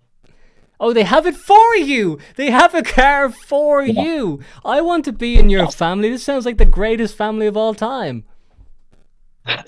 Your granddad just does everything and everybody else just lays around and goes on Discord. It's who you know, not what you know, says Jonathan. You're damn right. Well, Noah, I'm glad. I like getting people's little slice of life. It makes me remember that I don't necessarily have to, like, you know, kill myself to make YouTube videos. Maybe I should watch TV for the first time in 6 months after this. What you think? What would you watch? That's the question. I would watch a YouTube video about how to be more productive. That's what I would do. And it sucks to be me and it rocks to be you, Noah. All right, thanks for calling in. I guess I'll talk to you again and get a little update on how clean your room is. Can I plug my YouTube channel? Oh yeah, what's your YouTube channel? Bruxtle. Oh you probably yes. see me typing. Yeah. BRUXTLE, right? Yes. And what kind of videos do you make? I just sit in a hot car and ramble about stuff that I care about. Okay, cool. Yeah. There you go, people. Bruxtle. Look that up and then see this guy. How about that? There you go. Okay, well, I'll talk to you again, Noah. Thank you, brother. See ya. Bye-bye. Okay, now, you know, I was going to look up his YouTube channel, but there's other people who want to talk on the phone. It wouldn't be right, wouldn't it? It wouldn't be just. Oh, hold on. I forgot about this. Okay. I'm forgetting about my showmanship there. My brain was frazzled by the life of Noah. I just got so in his head. I was like, I don't have to play music. I don't have to play a little sting. I can just get by with doing 10% of what I do on this stream. How about that? How about I play a video game and I don't even turn the camera on? And unironically, I will make more money than I've ever made in my life if I do that for 8 hours a day. I'm not even joking. Do you believe me? Do you believe that instead of setting all this up and, you know, with the little music, I know I'm overstating how good the music is. Stuff like this takes a bit of time to put together, you know? Do you think that if I did 10% of what I'm doing right now, that I would make more money and I'd be more famous and more people would watch me? I think 100% yes. But at the end of the day, I do what I do because I love it. Not because it's the maximal amount of money. And that's what life's all about. And if you want to chill out, then just chill out. Why not? Wait, someone had a comment there. Where did I see this? Great sorry, that's not a letter. Great THPS video, mate, says Christian. C or T gang. You're damn right. Little gang over here with the computer softwares. Okay, let's get somebody up here and let's see them join live. Okay, who are we gonna get? I don't think I've talked to this person. You know that's my priority, is to talk to the new people. Let's see them. Come on, here he is. Hello, can you hear me? Hold on. Yeah. Oh, he's telling me to hold on. This is my show. I tell you to hold on. Hold on there for a second. Just All right, hold on. yeah, there. I'm here now. Oh no, hold on. Give me a sec. I'm busy for a second. Okay, I'm ready. What's going on? Who am I talking to? All right, you're talking to Brandon. That's my name. I'm from America, Massachusetts, and I'm 17 years old. You're from America, Massachusetts. Yeah, And wait, did you say you're 17? Yeah. Now, your profile picture, I can see this all the way on the computer over there. It's the old Xbox gamer tag, isn't it? Yeah. So you must have been 3 years old when you played Xbox for the first time. Yeah, the 360 came out before I was born. Oh, so you just like the image for the graphic quality. Well, I used to play on the 360 a lot when I was younger, because that was back when developers put split screen inside of their games. Yes. Where nowadays they don't even do that. Where there are no social elements. I play with my cousins, and I've made a lot more memories on the Xbox 360 than I have on a lot of other consoles because of that. That's it, man. And you know, wait, sorry, did I get your name, by the way? Brandon, right? Yeah. You know, people say, people get so hung up with, like, and me included, with, like, the kids of today, like, the people who are 10 years old today, that they're gonna grow up with, like, these terrible games, and, like, stuff sucks, etc., etc., but, you know, living, breathing proof right here that you can appreciate something that was before your time. You don't need to have lived through it to be able to see, like, oh, Xbox 360 split screen, that's fun. Oh, this gamer tag is a cool little thing to make as your profile picture.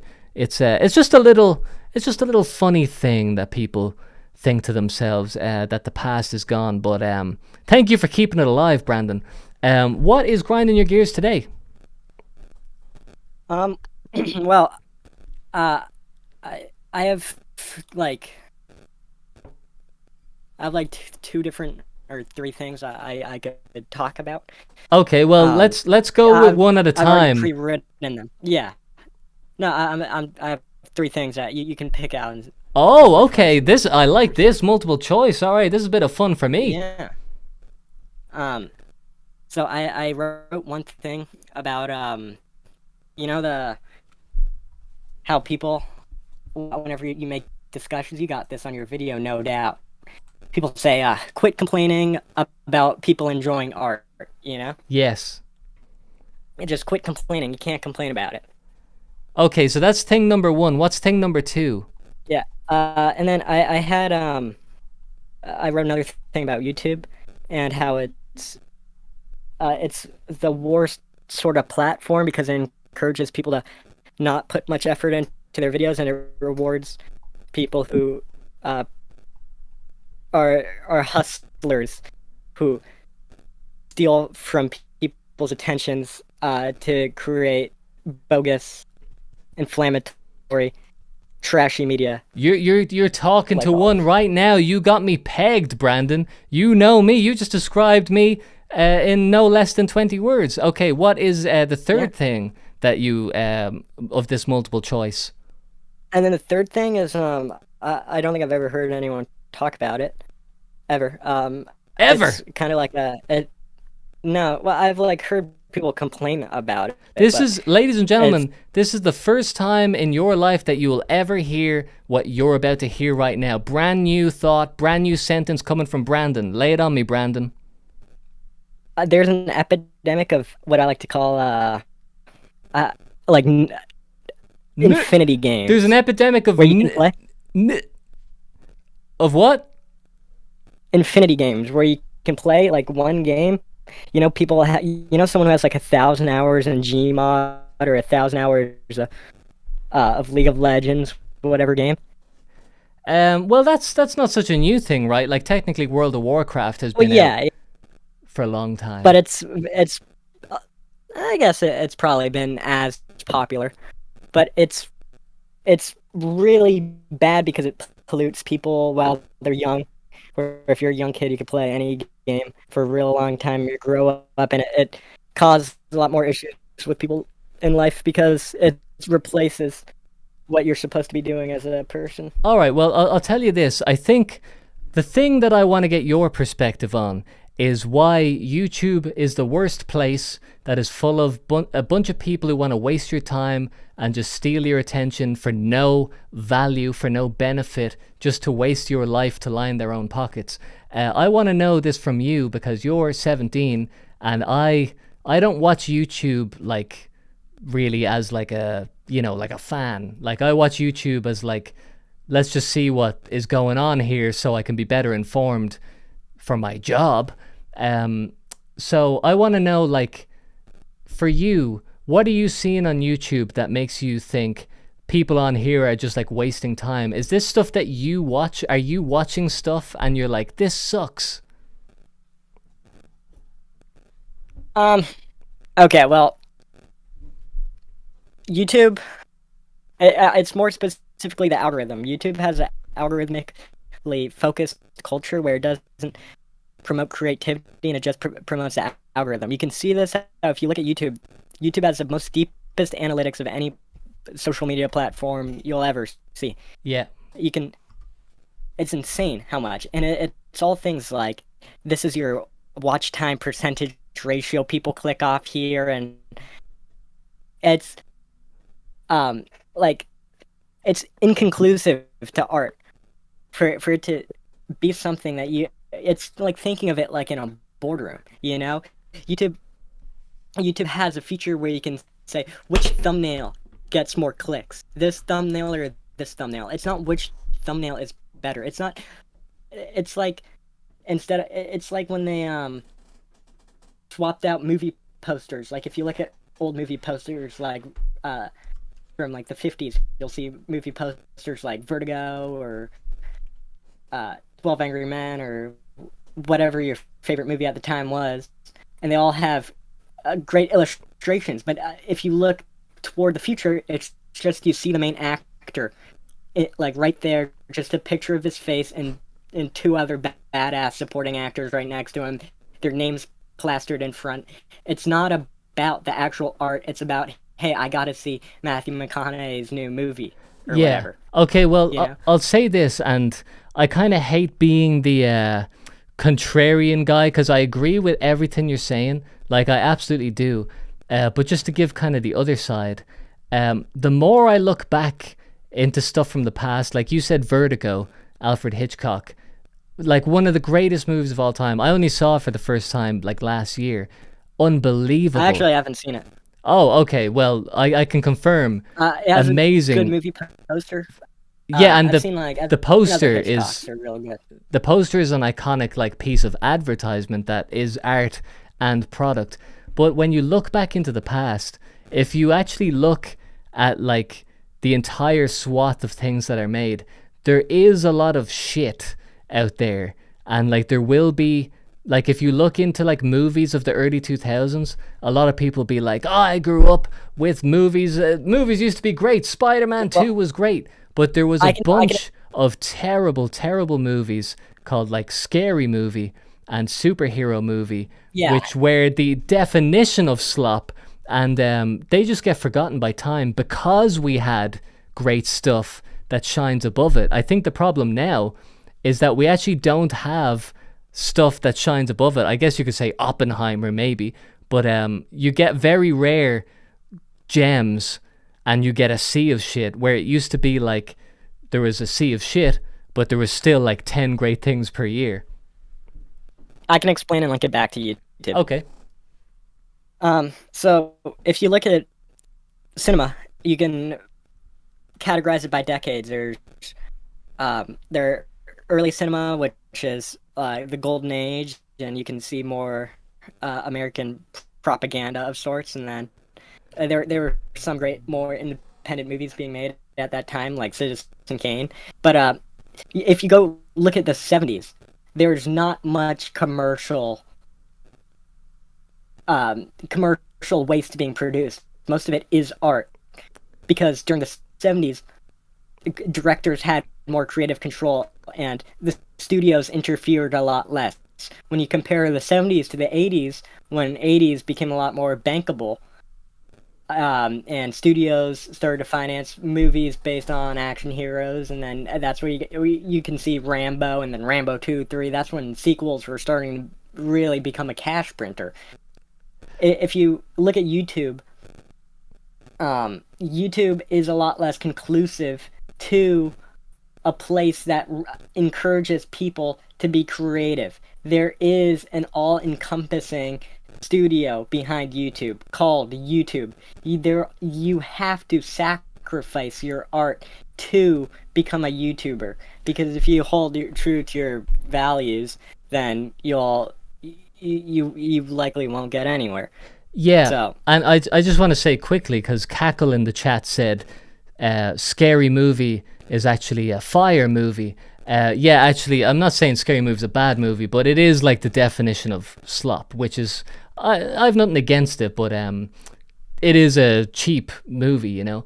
But like, to your point, Brandon, like you've got a great point, and it is essentially that, like, there was less competition. Like you would go to the cinema and there would be a finite amount of movies, but like YouTube is the same thing as cinema. Technically, it's video, it's widescreen video, and if you want to boil it down to what like film is, it's essentially filmed entertainment in widescreen.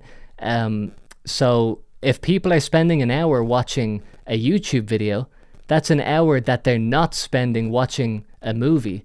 So a movie is in direct competition with YouTube, even though YouTube can just be a guy on his iPhone talking. And so like cinema is forced to like match the quality of what people actually want to watch. Like, people want to watch a guy on his phone, and when they go to the cinema, they're almost like, this is too high quality. Like, I'm not used to this leap in entertainment. Can you make this a little bit more like what I'm used to, which is just a guy talking? And to be honest, can't really blame the film industry and other types of art for feeling the need to compete with that. But it does just suck everything into this black hole of, like you said, watch time, user analytics, thumbnail A/B comparisons. But I don't know if YouTube can be stopped, really, because you're watching it, you're here right now, engaging with it. You know, like it's pretty good. You know, like it's consuming, it's attention grabbing. I'm sure you can't deny that, right, Brandon? yeah, absolutely, it is, and that's why the culture is one specific way. If the culture was back, if you look at old YouTube and you look at Angry Video Game Nerd, which was an old YouTube guy, Yeah. his videos were not much worse than the videos you'd see today. There True, hasn't yeah. been many leaps in YouTube since then. You do see some like studio YouTubers who take big sponsorships, and then you know, the Mr. Beast types, or like these journalists that make like what would be directed DVD documentaries, you know? Yeah, and to be honest, like that is also kind of Sorry, a can I problem. finish? Sorry, what? Can I finish? Sorry. Oh, sorry. Yeah. I thought you were finished. My bad. Yeah. Well, the thing is, YouTube back then, there was no slate. There's nothing saying that, like, there's no culture shifted to one way. It was just specifically creativity and making what you think is best. If you look to YouTube today, then you see kind of like a trash heap of content waste. You see, like, grifting YouTubers and those videos make it far because it gets a lot of engagement. and those videos are definitely not good videos. Like if you were to quantify good, that's not it, you know? And Yeah, it's because of that culture, it stops people from wanting to make on that platform. All the good creative people are probably not spending time on YouTube. They're probably doing any other pursuit. Because if you look at YouTube, it's a trash heap where you'll never get the attention whatever you make should be getting, and you'll never be rewarded for it. yeah, the way and you should be. I've known that from my own channel, where for years I've been doing things that are very like 100% creative. It's not a commentary. It's not. There's no person speaking their opinion or whatever the average YouTube video would be, and it's the most slowest uphill climb, and that like if you're being truly creative, you won't get that far. Like there are people who can make animations and stuff, which you could say animation is creative, but even the people who are popular doing animation, they still have to talk about moist critical or something. So ultimately, I think you're a good example of that because you made YouTube poops, which they didn't get many views. And I'm not saying you like sold your soul or anything, but the second you make a video that's more inflammatory, hey, this game sucks, that video blows up. No, absolutely. And when I was making it, I was making it like I would make any other video. It wasn't like oh, this one's gonna be popular. But I was aware. I was like, if there's ever gonna be something I'm gonna do, it's probably gonna be this one. Literally just because Tony Hawk is in the title. And what I'm thinking is, if I can kind of get something that is about a mainstream thing, like let's just say Tony Hawk, and then I have my creative run to go wherever I want with that video, then that's an outlet. But it is funny because like people will complain with my video as soon as I start going off. Like as soon as I stop just talking into a mic, people are like, what is this? Stop distracting, keep talking about stuff. And it's like, it's your point is being creative is not for YouTube, and believe me, I 100% agree, and I know it very well. You could become the world's greatest director, and I don't think you'd have to sacrifice many artistic liberties. It depends on who you are. Someone like James Cameron could reach that more easily than some like French foreign director who wants to make art house film.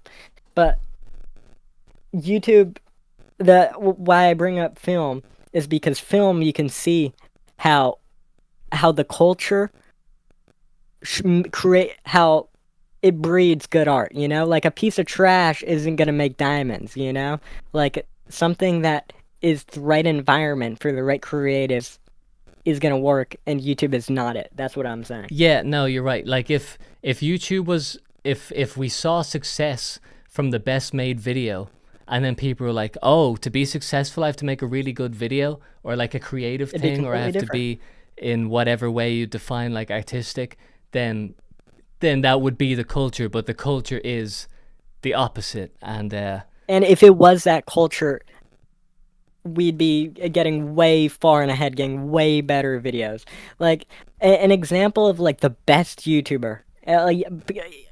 I remember seeing he's not actually the best YouTuber, but I remember seeing an interview with Mr. Beast, and he's like, I want to make the best YouTube videos possible. Yeah. And then that creates a whole array of questions, like what does that constitute as?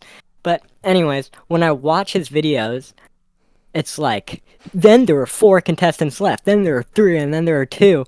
And then I saw, like, in an interview later, I'm saying that was his format of videos years ago. So, and then this, and they were pretty bad videos. Yeah. But he threw a lot of budget at them. And then I saw an interview 2 years ago now, so a little later, where he's like, I learned that the best way to make an audience engaging and to make the best video is you gotta show human emotions. You gotta tell stories within the video. And then, like, you think about it, and then television has been doing that for 30 years. Reality television. Or every piece of art ever since the dawn of time has been, like, well, appealing no, to it's not emotion. just that. It's like reality TV has been doing the same exact thing, Yeah. and any piece of art has been doing the same exact thing. But him being the biggest YouTuber and being the best YouTuber couldn't look back on art. He couldn't draw inspiration from other sources. He only works on YouTube. Yeah. And if he just looked back, he would have realized this is how you make a good YouTube video. Actually, People yeah. making YouTube videos today, this is one of the big problems. As I think about it, if you watch any video essay, you'll see plenty of people with just poor writing in their videos. If you see a retrospective, a lot of people on a video game, people will just say, and then this happened, and then this happened, and then this happened. This scene was cool. And then after this scene, this happened, which was oh so cool, right? It's just garbage writing because no one ever thinks. People are just, oh, I'm making a YouTube video. No, you're writing an actual essay. If you paid attention in English class or you paid attention to literature, you'd learn how to make a YouTube video. But since YouTube, and I just explained, since the culture is so shifted off, it's way off base to like being an actual place where people can make something legitimate. Yeah. That's kind of all I really had to say. I think you had a good point there, which is Mr. Beast couldn't even look away from YouTube to get like inspiration. Like he didn't look at reality TV. Like he didn't even look at like bad things just from another medium. And that is like the hallmark of like the absence of creativity, is that like if you're a musician, you're not just inspired by other music, you're inspired by films and like things people say, like ways Dylan. of speaking. But the fact that Mr. Beast literally for years just reverse engineered, like, hey, I just found out about this thing called emotion. Has anyone else heard of this? And it's like everywhere else except YouTube. Like if you had looked in one other place, you would have found that. But Brandon, I'm going to let you go because we're going to get to the last few callers here. I think sounds great. As somebody said in the chat there, or a couple people said, they said, bright kid, intelligent kid. And I know when I was 17, I never liked people calling me a kid because I wasn't a kid and I didn't feel like one. You are just simply a bright man. You are an intelligent man. And like you articulated yourself very well and you had great points. And kudos to you. Good job. Yeah, thank you. One last thing I'll say before leaving is if you're someone who's consuming YouTube, just look at like any videos. If you look at like a cooking video, if you like search up cooking videos and then if you look at all the highest viewed cooking videos and most popular ones, if you're trying to look at a recipe of like how do I cook a steak, you're gonna see a recipe that says you gotta cook the dough for the steak, and then you gotta cook this, and then you gotta do this, and then they do stupid theatrics, and then by the end of it, you're looking at some steak monster of like, how do I even cook this? This takes 10 hours to cook. This isn't feasible, right? Yes. And it's because YouTube promotes the most flashy things.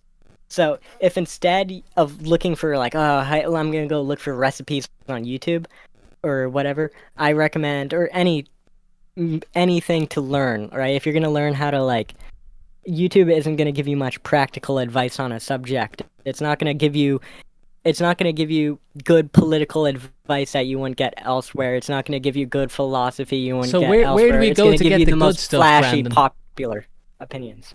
Where do we get the good stuff? I recommend read a cookbook instead, because books, they're not forced to cater to some algorithm, and the author is more likely to make something on their own accord and because they enjoy it. You're more likely to get good sources of information, good knowledge from books or any media. Watch a movie instead, because movie is more artistically fulfilling and has more to say. There we go, folks. If you want to learn to cook a steak, that's it. Read a cookbook. That's coming straight to you from Brandon from the internet. Yeah. Thank you, Brandon, for coming on. Have a good rest of your day. Okay, thank you. Thank you. Have a good one. Bye-bye. There we go, folks. That was Brandon. Let's go, Brandon. As I stole that from the chat, that's Frandon in the chat said that. He said, let's go, Brandon. How about that? I have no idea what that means. Is that some sort of code word? I wouldn't know. All I'm saying is, let's go, Brandon. He's gone now, though. Brandon's gone. Brandon's gone. Where's he gone? Don't know. I literally haven't heard of that guy in ages. Is he still alive? Who knows? There's questions about that, even when he was on camera. If it was really him. You know what I'm talking about? This is all coded stuff here. This is, yeah, you gotta know to know. This is real, like, deep web kind of stuff that I'm talking about here. Larry David's in the chat. I don't believe it. Larry David, man, I'm a big fan. Thanks for checking out my channel. See, I told you guys that I got pretty famous after the Tony Hawk's video. Larry David's in here. You know him, right? He's the Jew from Seinfeld. He's Seinfeld. Isn't he? Seinfeld's real name is Larry David. Small dude, you forgot to blow him a kiss like you usually do to all the callers. I don't usually do that. Come on. I've only done that a couple times today. Don't I always sign off by saying, love you? I love you. Wouldn't you like that? If you want to come on and experience that, all you got to do is say the word. Don't do that, though. I'm not going to say that under any circumstance. Okay. Let's see. We're going to take probably 2 more calls. Because there's 2 people who I know have been here for a while and I got to get to them. But you know me. I say that and then we're on here for another 4 hours. Okay, ladies and gents. Let's see who this is. Hello? All right, listen. I work at Iron Galaxy, and I got a bone to pick with you. Oh, is this real? Oh, what's your name? My name's Justin Allo. Hello. Okay. Your video is this real now? Can you verify this? Who is the CEO of Iron Galaxy?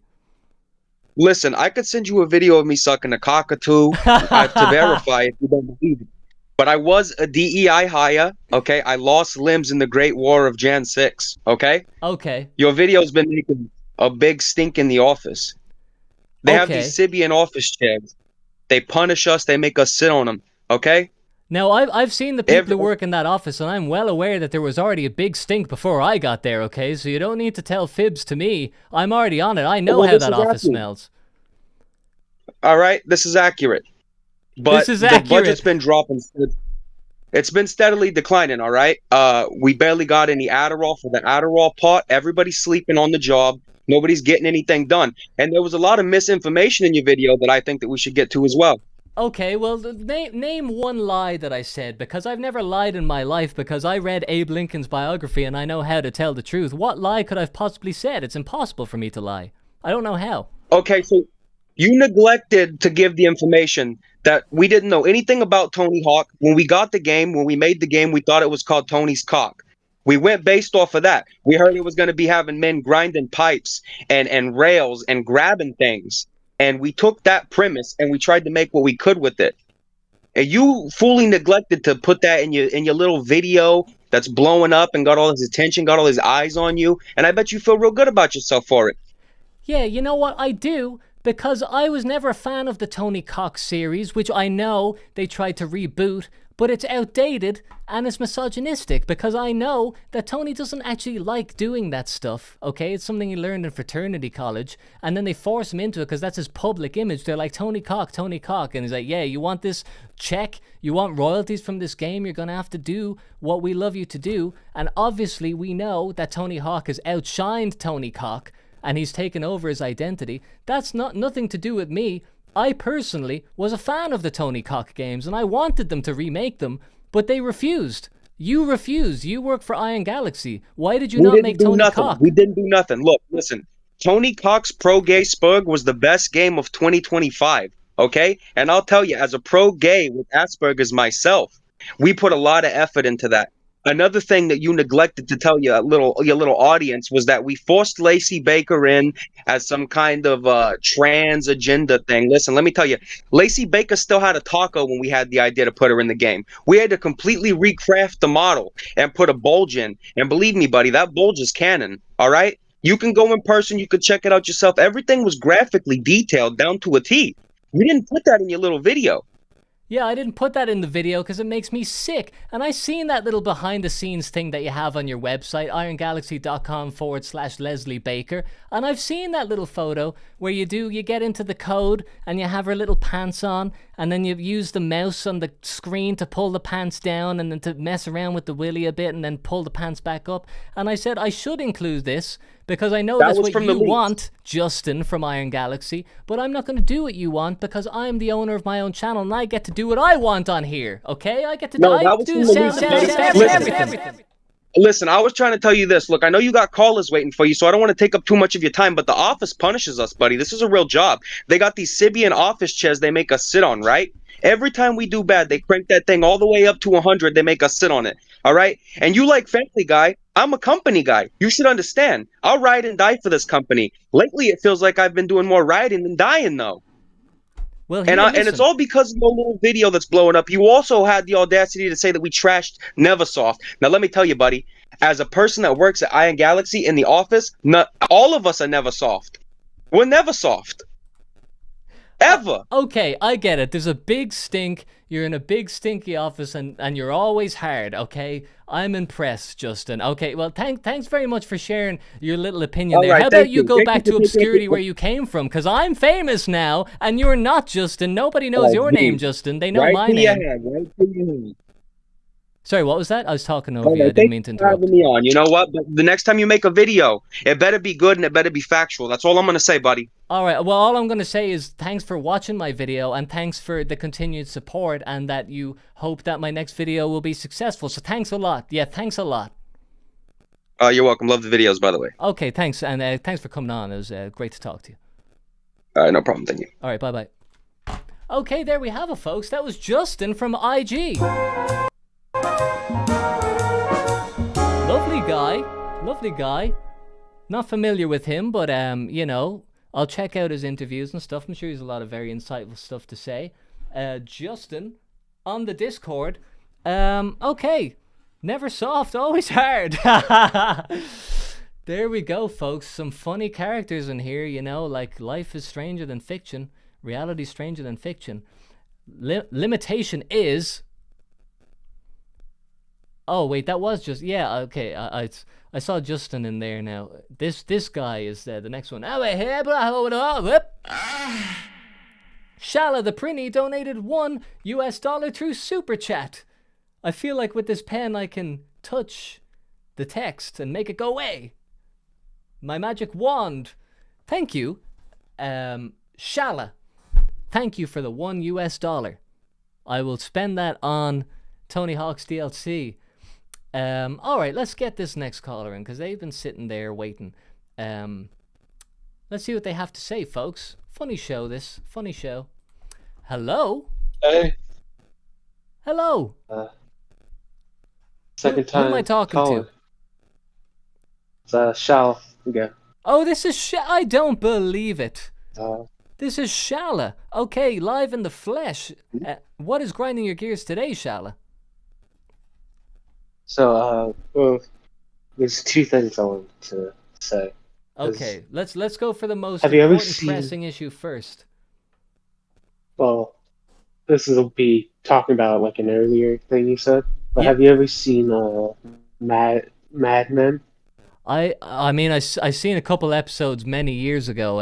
I wouldn't understand the nuance of it when I was 14. I might have to watch it again, but I'm familiar with what happens on Mad Men. Okay, so, yeah, but there's a scene where John Hamm and his family are out on a picnic, and they finish up their picnic, and they just lift up the picnic blanket and then just shake it out, and then just leave everything there. Like they just leave their litter there, Have you ever seen that scene? I haven't, but this is making me want to watch the entire series just to see that moment. That's pretty funny. It says a lot about the big wigs, doesn't it? The guys up top.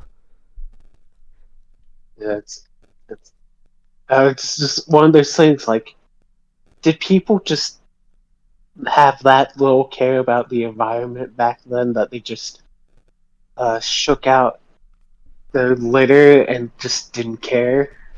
Well, I mean, to be honest, you could say the same about today. Like, are there people who would do that and they just won't care? I can tell you for certain that there are people like that. I've seen them in public, but I think what the show is trying to impart is more of a kind of general truth that there's people like this out there. Not necessarily that it happens every day back in the 50s or 60s or whenever that was. But it's a character statement, you know, like what kind of person would do that? John Hamm from Mad Men, his character would. What was the other thing that you wanted to Mr. talk Big's business. The other thing is, are you familiar with the Serenity Prayer? The Serenity Prayer? No, what's that? That's the Am I gonna get cursed? Are you gonna curse me? Are you gonna put a hex on me? no. Is this a Dark Souls consumable? No, this is like an actual, like, I think it's a Christian, like, prayer. You think it's a Christian like prayer? I probably should have had this brought up. Well, why is it that you wanted me to know this prayer? It's you probably heard of it, but not like known of its name. It's God grant me the serenity to accept the things I cannot change, the courage to change the things I can, and the wisdom to know the difference. Yes, I do know that from magnets, from fridge magnets, but I did not know that that was a Christian prayer. But it is true, as you know, not all things that are on magnets are just little throwaway statements. Usually they are based on a very true truth. Can you say it again? Yeah. Don't The tell me you whole X'd thing out is of the God- tab already. The what? Never mind, go on. The whole. Well, you need to say like the whole thing again. Actually, maybe not, because I thought you might say it quickly, but I think I just wanted to get another dose of it. But I'll consume that in my own time. But what is it that you but, take like, away from that? Yeah, but I think one of the things I need to personally work on is like the first thing, which is accepting things that I cannot change. Yes. And sort of, because like the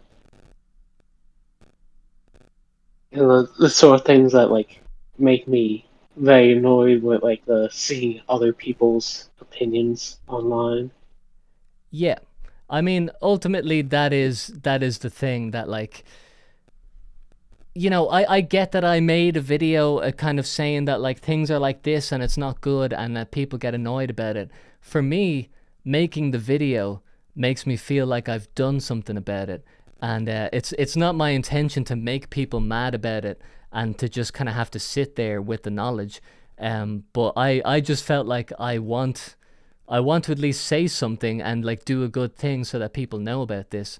And then after that, I mean, how much can one person do? You know, it's like I don't feel like I can change it, but I've said my piece, and I think I was convincing enough to some amount of people, and I'm happy with that. But kind of walking around with the knowledge that bad things are happening, but not being able to do anything about it, and letting that ruin your life is no good. So if you are going to be annoyed about it, maybe channel it into a YouTube video. How about that? Maybe make a YouTube video about it. I'll say that you did convince me to buy Tony Hawk's Pro Skater 3 for the PS2, and not the remasters. There we go. I convinced myself to emulate the games because you know, when I was making the video, I was like, well, I have to obviously play them, like, you know, to refresh my mind and whatever. And I was like, actually, this is so much better than I remembered. I I really thought like, it's not going to be that good, but I was like, no, this is fun, and I'm glad other people are actually like, have been inspired to like actually check out the original, because it is worth. I mean, do you think that? Do you think it's worth your time? Yeah. Yeah. There's, I feel like there's great value in revisiting older art. There is, and we forget about it because that's not what is being said to you. There's no big message being pushed to remember older art. But here we go, like we're talking about it and we're remembering, and we're all the better for it. So I'm glad to hear it. Shala, thanks for coming on, and that's a nice little positive note to end on. Did you say something? I was just thank you. Oh, saying thanks. I thought I interrupted you. No problem. Have a great night. Yeah, dude. You too, man. Take care and have a good day if you're a U.S. citizen, which I think you are, Shala. I think you are. What? What gave you that idea? Oh, see that classic American. Whoa, what are you talking about? Me? Who, me? That classic American way of asking questions. Everybody knows it. Okay, Shala, talk to you again. See you next week. See you next week. There we go. I'll also be seeing him next week. All right. Listen, for Spazador and Luke in the chat, I was going to end the show here, but I see, and also, Key and Hank, I see two new people who I haven't talked to. I was going to end the show, but I like to try and get as many new people as I can. These are the last two people. Okay, one of them's gone. Okay, so this is the last person I'm going to talk to. How about that? Because it's all about the new voices, ladies and gents. Hello, who am I talking to? Hey, I'm Blue Shift. You can call me, I don't know, something like John or something. John? How about I call you Blue? That's a good name. Yeah, that works for me. Okay, so Blue, what's grinding your gears today? Yeah, I don't know if you've been on like Instagram, TikTok, or literally any sort of platform content as of recent. No, I haven't. All right, well, you may have heard this one sound. It goes something like, "Nothing beats a Jet 2 holiday," and I want to put it flat out there. It burns my fucking ears off every single time, every single day I hear it. It's really what grinds my gears. I'll skip I'll skip to the question, skip to the answer. I just gotta say, Jet 2 holiday sound is nothing good. It keeps showing up on my feed. It's every single day. Okay, so I can't get away from it. Is this an ad? Is it a paid ad? No, I can't say that. I think actually it might be sorry, I want to refrain. I think it may be a ad for a Australian travel company. I'm not entirely sure what it is. No? Oh no, I'm saying oh no because an Australian travel company, you know what that means, right? They're going to send you to Australia and then you can't get back. That's what they do. Exactly, and you've seen the scorpions there, right? Scorpions and snakes and stuff. I've been there. I haven't seen the scorpions. I've seen the crocs and I've seen the snakes. They have crocs there? Yeah, of course they do, man. That's a classic Australian little bit. You heard of the crocodile hunter?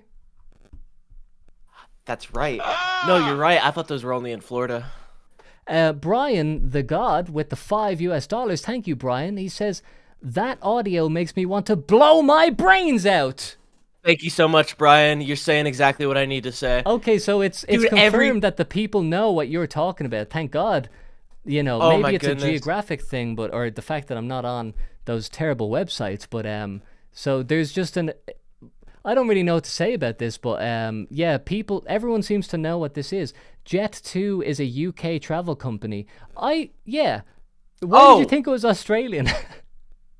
You know, I heard the accent, and me being of American descent, probably being here for maybe more than 100 years, I have no reason to.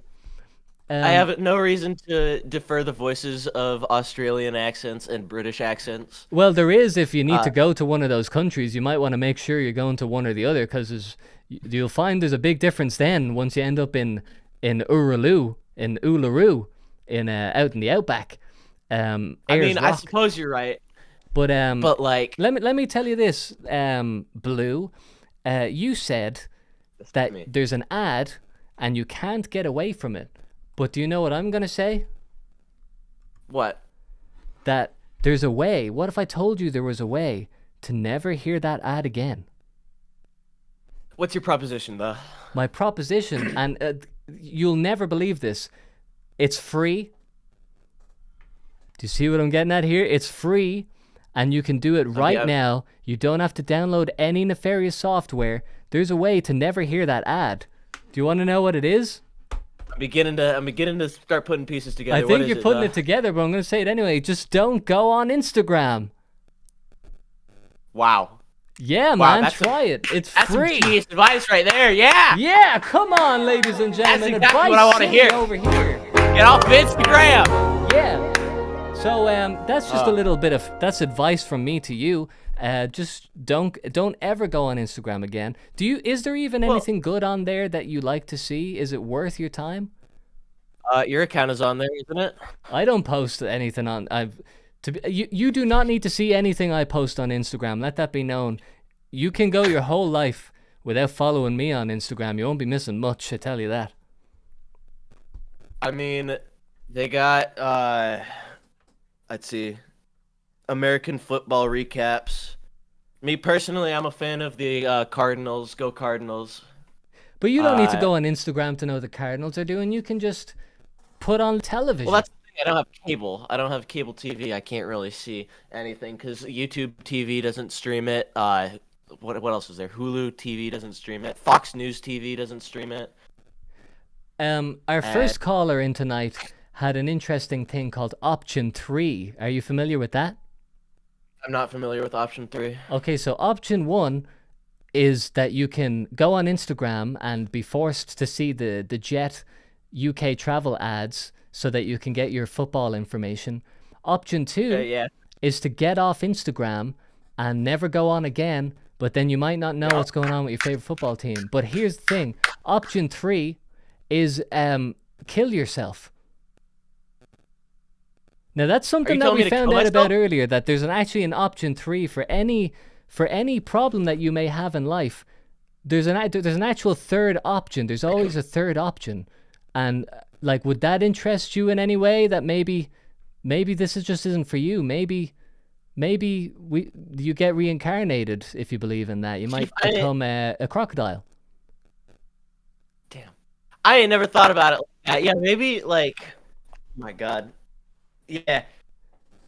Maybe. Yeah. Man, maybe just sit on it for a while and you might think, you know what? Yeah, maybe that's from. Okay, listen, I'm not even gonna say it. This actually could get my channel taken down. Don't no one ever do that. I was joking about everything I just said. That was in Minecraft. You gotta live, Blue. And maybe you should go on Instagram just to prevent Option 3. Okay, that should never happen.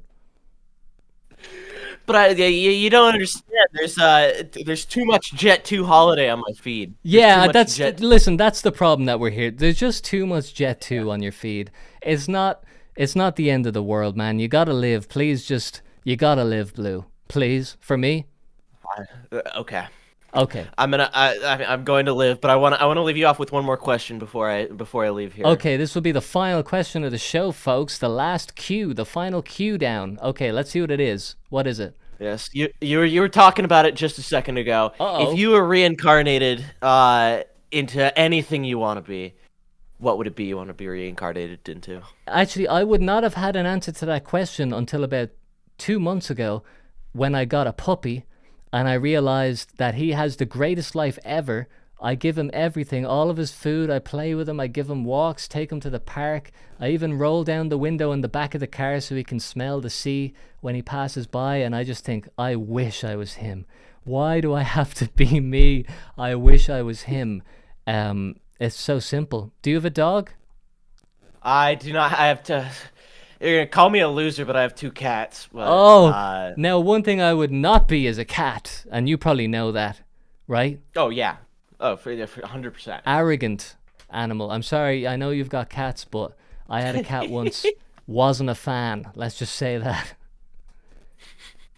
No, these two cats that I have, they drive me nuts up the wall. I mean, every single time. I'm surprised I haven't heard them. Like, I'm surprised they haven't come through the mic, like, actually yelling, hooting, and hollering this entire time. Yeah, man, That's what they do all day. You get fooled by cat people, then sometimes you have cats and they're walking on your keyboard in the middle of a Zoom meeting, and I'm talking to a famous person here. I can't have F7 being pressed. Do you know what that does? I don't know what it does. I don't want to know. Either. That's why I don't have a cat. Blue, thank you for coming on, sharing your thoughts today. Sorry to hear you about your dark thoughts that you're considering option 3, but I'm glad I could talk you down from the ledge.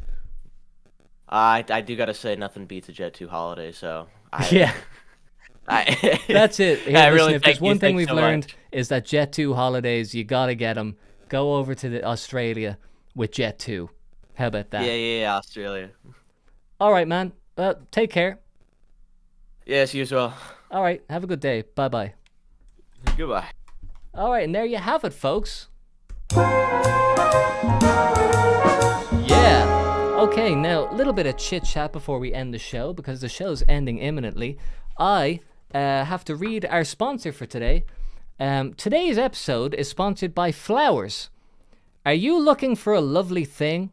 Then look no further than flowers. They grow out in the wild, and they're a very complex organism when you get to know them. That's flowers. Check out flowers if you're looking for a beautiful thing. Promo code TSD. Okay. Ladies and gentlemen, coming to the end of the show, a little bit of a life update from me, because I tell you about my life sometimes because I'm just that kind of guy, because it's good to connect with people. I was telling you that my girlfriend was very unwell, and she was in hospital with a heart condition, and, doctor's prognosis, scary. And to be honest, I've talked about this more than I'd usually be comfortable with. And at this stage, I just want to let you know that she's home, and she's safe, and she's feeling good with the medication. And, that's all a good thing. And, I like to share stuff because it's good that people know what goes on in people's lives, and like some things can be tough, and it's good when something tough happens to you that you can remember that, hey, the small dude went through a life-threatening thing, but you really got to appreciate every day and appreciate the present and try not to be angry or impatient with people, which I don't do. I'm not good at that, but truly just, be happy and thankful for everything you have today. And that is everything. Doesn't matter what you have, whether your lease is running out, whether, your boyfriend's breaking up with you. I'm genuinely just saying, life's a gift, and that's how I feel, and that's my opinion on it. And so you just keep going day by day, making all your dreams come true, loving your loved ones. That's it, one day at a time. That's a little life update from me. I just did that sting. Here's a new sting. Yeah, all right. Okay. What am I showing here on the camera? Nothing? That's just uninteresting. Why would I show that? It's not uninteresting. I mean, some people might like that. Dr. Moldberg says the small dude have a nice week. Thank you, Dr. Moldberg. You know what? It's only Monday. I forgot that it's only Monday. Because I've been doing things non-stop for at least, literally 7 weeks. Okay, when I'm starting to run out of things to say that it's the beginning of the end of the show. Cackle in the chat said, short one today. And actually, the last episode was 4 hours long. That was actually a long episode. Usually, I thought they were supposed to be about 2 hours. Oh, hey! Shane and Brady. That's great news about GF. Thank you, Shane. Thank you, Shane. Look at that. I made it go away with the magic wand. Thank you, Shane, man. Hey, Brian the God. Holy crap. My gears feel less grinded. Thank you, small dude. Hey, Shane and Brian, thank you very much. Shane, man, you're a legend. You're a legend. Brian, thank you. I can't thank people enough. Honestly, I feel a bit silly talking about like my personal life, because it's just the internet, you know. But genuinely, like, people genuinely care. That's crazy to me, that people genuinely care, and I appreciate that a lot. I forget sometimes that I've made videos that people enjoy and connect to, and so I am the creator and therefore connected to the work I've made. It's hard for me to have perspective on my own stuff, but hey, thank you all for being there. The last two have been like hours. Oh, the last two shows. Yeah, I know, they were like 5 hours. To be honest, I don't mind doing the show for 5 hours, but I'm just on the longest trip of like not stopping work and just cycling to a hospital and doing all sorts of shit. So I just kind of need to like relax my brain. Yeah, we'll see what happens. Next Monday, maybe we'll do a 5-hour one. We'll see what happens. Wooddraft asks, what is the handheld camera you are switching to? It is... I actually can't even remember. This is called Victure. Victure. And 4 years ago, I wanted to mess around with a GoPro, but I had no money. So I just bought like a €40 dash cam. And I've gotten so much use out of it. It's crazy. I love this thing. And I love how it's pretty low quality, but it works just fine. And it's got a weird... It's not a fisheye effect, but there's some weird effect going on with it. Oh! And Kaboo with the €2. Cool mustache. Did you grow it yourself? Here, listen. I can't believe I have the opportunity to talk about this, but you may have noticed something. No one said it, but I have a new mustache. I've also got terrible skin. My skin is in a bad way. I guess I'm stressed. That's what happens. I've got a new mustache. Okay? So it used to be that I have this mustache here, and then this used to go all the way down and around. But now what I'm doing is I've got a little blank spot here. How about that? New mustache. I'm shaving there. This thing used to go all the way down. So this is my new style because I'm famous now. This is what famous people do. They stylize their facial hair.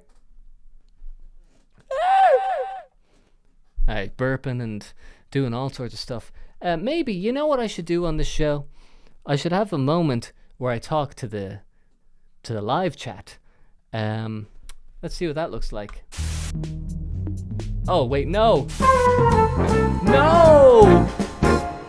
Did I share personal information? I know I didn't share personal information. Oh, yes, I pressed the wrong button. So this is the live chat. I don't know. Can I lower the latency of this so that we can make this ultra fast? No, the latency is fixed because I have it on it. This stream is on a delay in case anyone wants to say bold words, and I can get out quick. So yes, I don't know. I'll figure out what to do with this show later in life. Or how about we just have a delay? How about that? True Lies says, do you have a fan mail address? True Lies, good to see you in the chat. People have asked before if they could send me stuff, and I looked into it. Hey, Brian the God, what mixer and soundboard do you use? Okay. Let me just finish that thought real quick.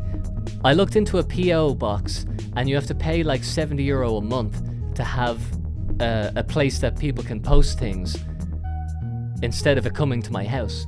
I'm not doing that. €70 a month, it's too much. So I just don't have a fan mail address, unfortunately. But maybe, maybe in the future we'll see what happens. What mixer and soundboard do you use? Says Brian the God. You gotta heart Brian's. When Brian's talking, you gotta heart his comments. mixer and soundboard. Okay, here's a little inside baseball. And before I give you the inside baseball, I want to do one thing that's just bothering me here. I'm getting, yes folks, what's this called? Hacking. I'm hacking right now because I cannot stand this clear button, okay? And it's gone. If you're listening to the show, everything I'm saying sounds like nonsense, but it actually makes sense. True Lies says, I have your personal information. Damn! All my hacking has gone to waste. I doxed myself. Okay, mixer and soundboard. Brian is asking. Let me show you. Let me show you. End this song. End that song. Here's my mixer. It is the Zoom Live Track L8. It is a pretty good machine, but you know what's not good is this MacBook. Now hold on, I have to take that back a sec because this MacBook's a great machine. Sorry, not MacBook, Mac Mini. The Mac is very incompatible with things. So this whole unit does not work with that. So I have to do like 100 workarounds just to get it to work properly. I won't get into the kind of like details of it, but essentially it's tough. And this entire thing is basically just a very fancy way to get this microphone to work. I don't know if you want me to go into the whole details, but essentially what I'm doing for this stream is I have OBS open there, and I have keys here that make sounds. Okay, so that's pretty neat. This is the camera. All right, I'm telling you all the secrets here, Brian. How much was that? $2 for that specific super chat, and I'm telling you every secret I know, Brian. That's what I do.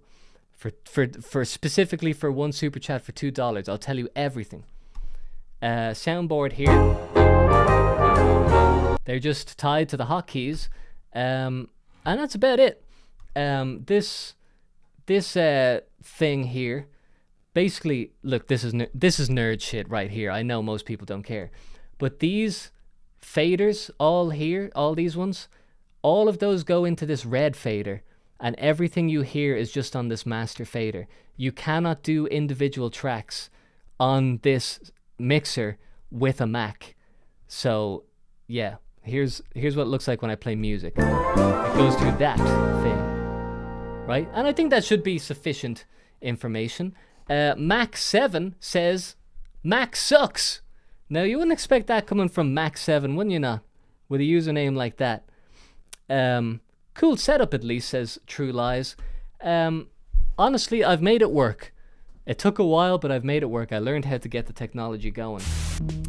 Oh my god, again, showing the personal information on screen by accident. The small dude, is the Mac still organized by your original characters and their encrypted thoughts? Actually, the real truest truth is that my folder structures are immaculate. So organized, and that's the way I love it. I love knowing exactly where an image file is that I used 4 years ago that I decided will be perfect for my newest creation. And I'll tell you another thing, an embarrassing secret of mine, after I take a sip of this H2 water. You know the way when people have a nickname, they say the small dude, or the Family Guy fan, small dude. Well, that's what I say with water. I say H2 water O, because that's what it's known as. That's its nickname. I put that in the middle there. What was the question? Oh yeah, organized folders. One thing that I do that is very unprofessional and silly is when I make a video, I delete all of the files that I used to make that video. So if I downloaded an image to use in a YouTube video, I just delete everything. And if I want to use that image again for another reason, I have to go find that image, or I have to like make it again, or a piece of audio, or a piece of video that I downloaded, whatever. As soon as the video is done, original file's gone, I just keep the exported file. And the very unprofessional reason why I do that is because I don't have enough space on my external hard drives to store all the videos that I've made, and I need to spend like €200 sometime buying external hard drives. I can't remember what they're called. NAS storage, NAS. Which, I'll tell you this, I have so many things to pay for. I'm getting a car loan. I'm learning to drive. I need to go to the dentist because I've got a hole in my tooth, and it's been there for 2 years, and it's going to crack, and it's going to be a big problem if I don't fix it. So buying NAS storage is the last thing on my mind. And Wooddraft says, "Hey, I'm on TV." Actually, let's see. I'll set up the GoPro. I'm doing crazy stuff right now. I'm setting up the GoPro on this screen. That may not mean a lot to you, but to me, that's a big deal. To do that live, you know? Anyway, it's not focusing, but Wooddraft is on the TV. There you go. Now, let's back on track, ladies and gentlemen. Whoa! Hotkey not working. It must be so weird and annoying to listen to this show. It's just like nonsense from me. Put your video files on an external drive. I have 2 external drives. They're just not big enough. And one of them has to be the backup, you know? And here, get this. I have 2 drives, main one and a backup one. They both have exactly the same stuff on them. The second drive failed when I was making the Tony Hawk video. And if I didn't have a backup, everything would be gone. Every video I've ever made, like every file, every like image, like profile pictures, like Instagram posts, everything, every song I've ever made would be gone if I didn't back up my hard drive. Back up your hard drives, people. Or I could pay €1,000 to get it fixed, but you know. Small dude after dentist high live stream. You know what? It would be funny. I would love to get high and go on a live stream. I just don't want to have to take drugs to do that, because that has consequences that expand beyond YouTube. Gotta keep the newest version of YTP closed source for now. You know, someone was saying that I mixed YTP into like my new video that I mixed. I used YTP to make a commentary video, and I don't know if I did that. I was actually thinking that that's just my editing style. I've never really thought that I make YouTube poop videos. It's just that I made videos in my style, and then people said, "Oh, that's like YouTube poop." But as I said, I'm editing a video in collaboration with someone now, and they wanted me to edit it in my style. But they were like, "Can you do that like YouTube poop type style?" And I was like, "Damn, I thought I invented something," and everybody's just like, "Yeah, do that YouTube poop thing," which is fine. But really thought I invented something there. Okay, get a ladder, bro. Says Hasta mañana. Why would I get a ladder? I have to be missing something here. Unless he's talking to somebody else. Get a ladder? I just don't understand. Lemon did it first. Yeah, he invented YouTube poop, I guess. Everyone who's done a YouTube poop thinks they invented it. The small dude, what do you think about doomsday preppers? What level of prepping is healthy? Brian the God. Thank you, Brian, for $5. And he says, "Thank you for the valuable information. This is just going to be a recurring thank you loop. Thank you. Thank you. Thank you. True lies. True lies with 2 pounds. Okay, thank you, Brian, and True Lies. Eyeballs there staring at me from True Lies. Valuable information. What did I say in the past 5 minutes that could have been valuable? Me talking about how badly...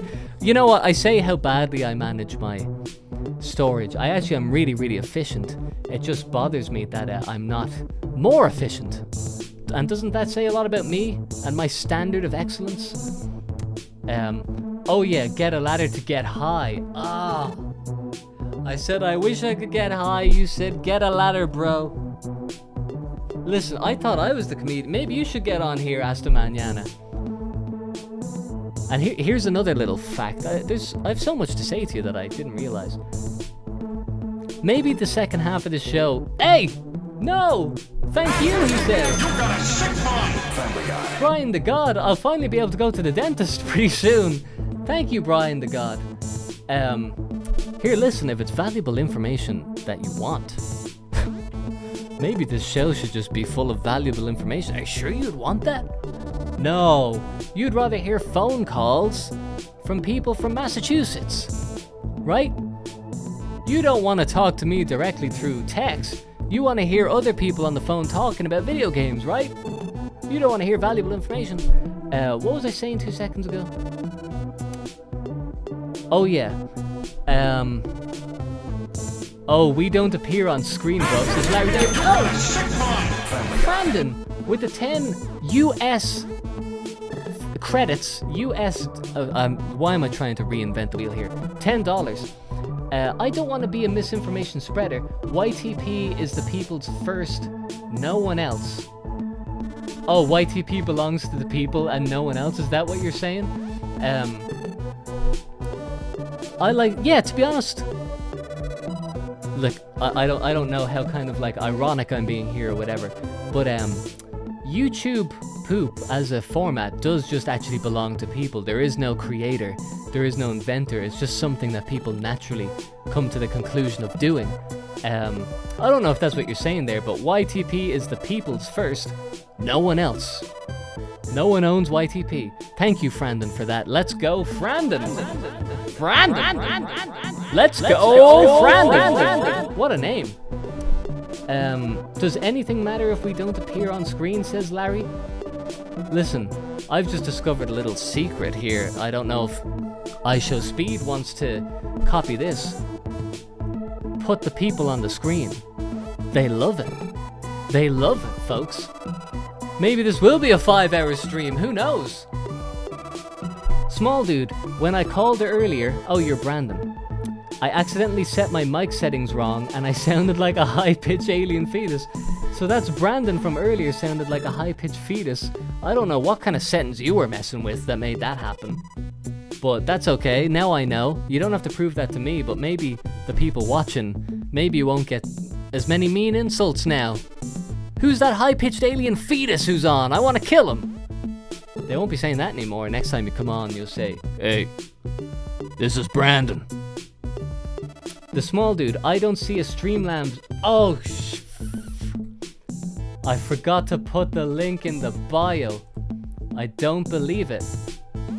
That's funny, I was just expecting you to type it in manually.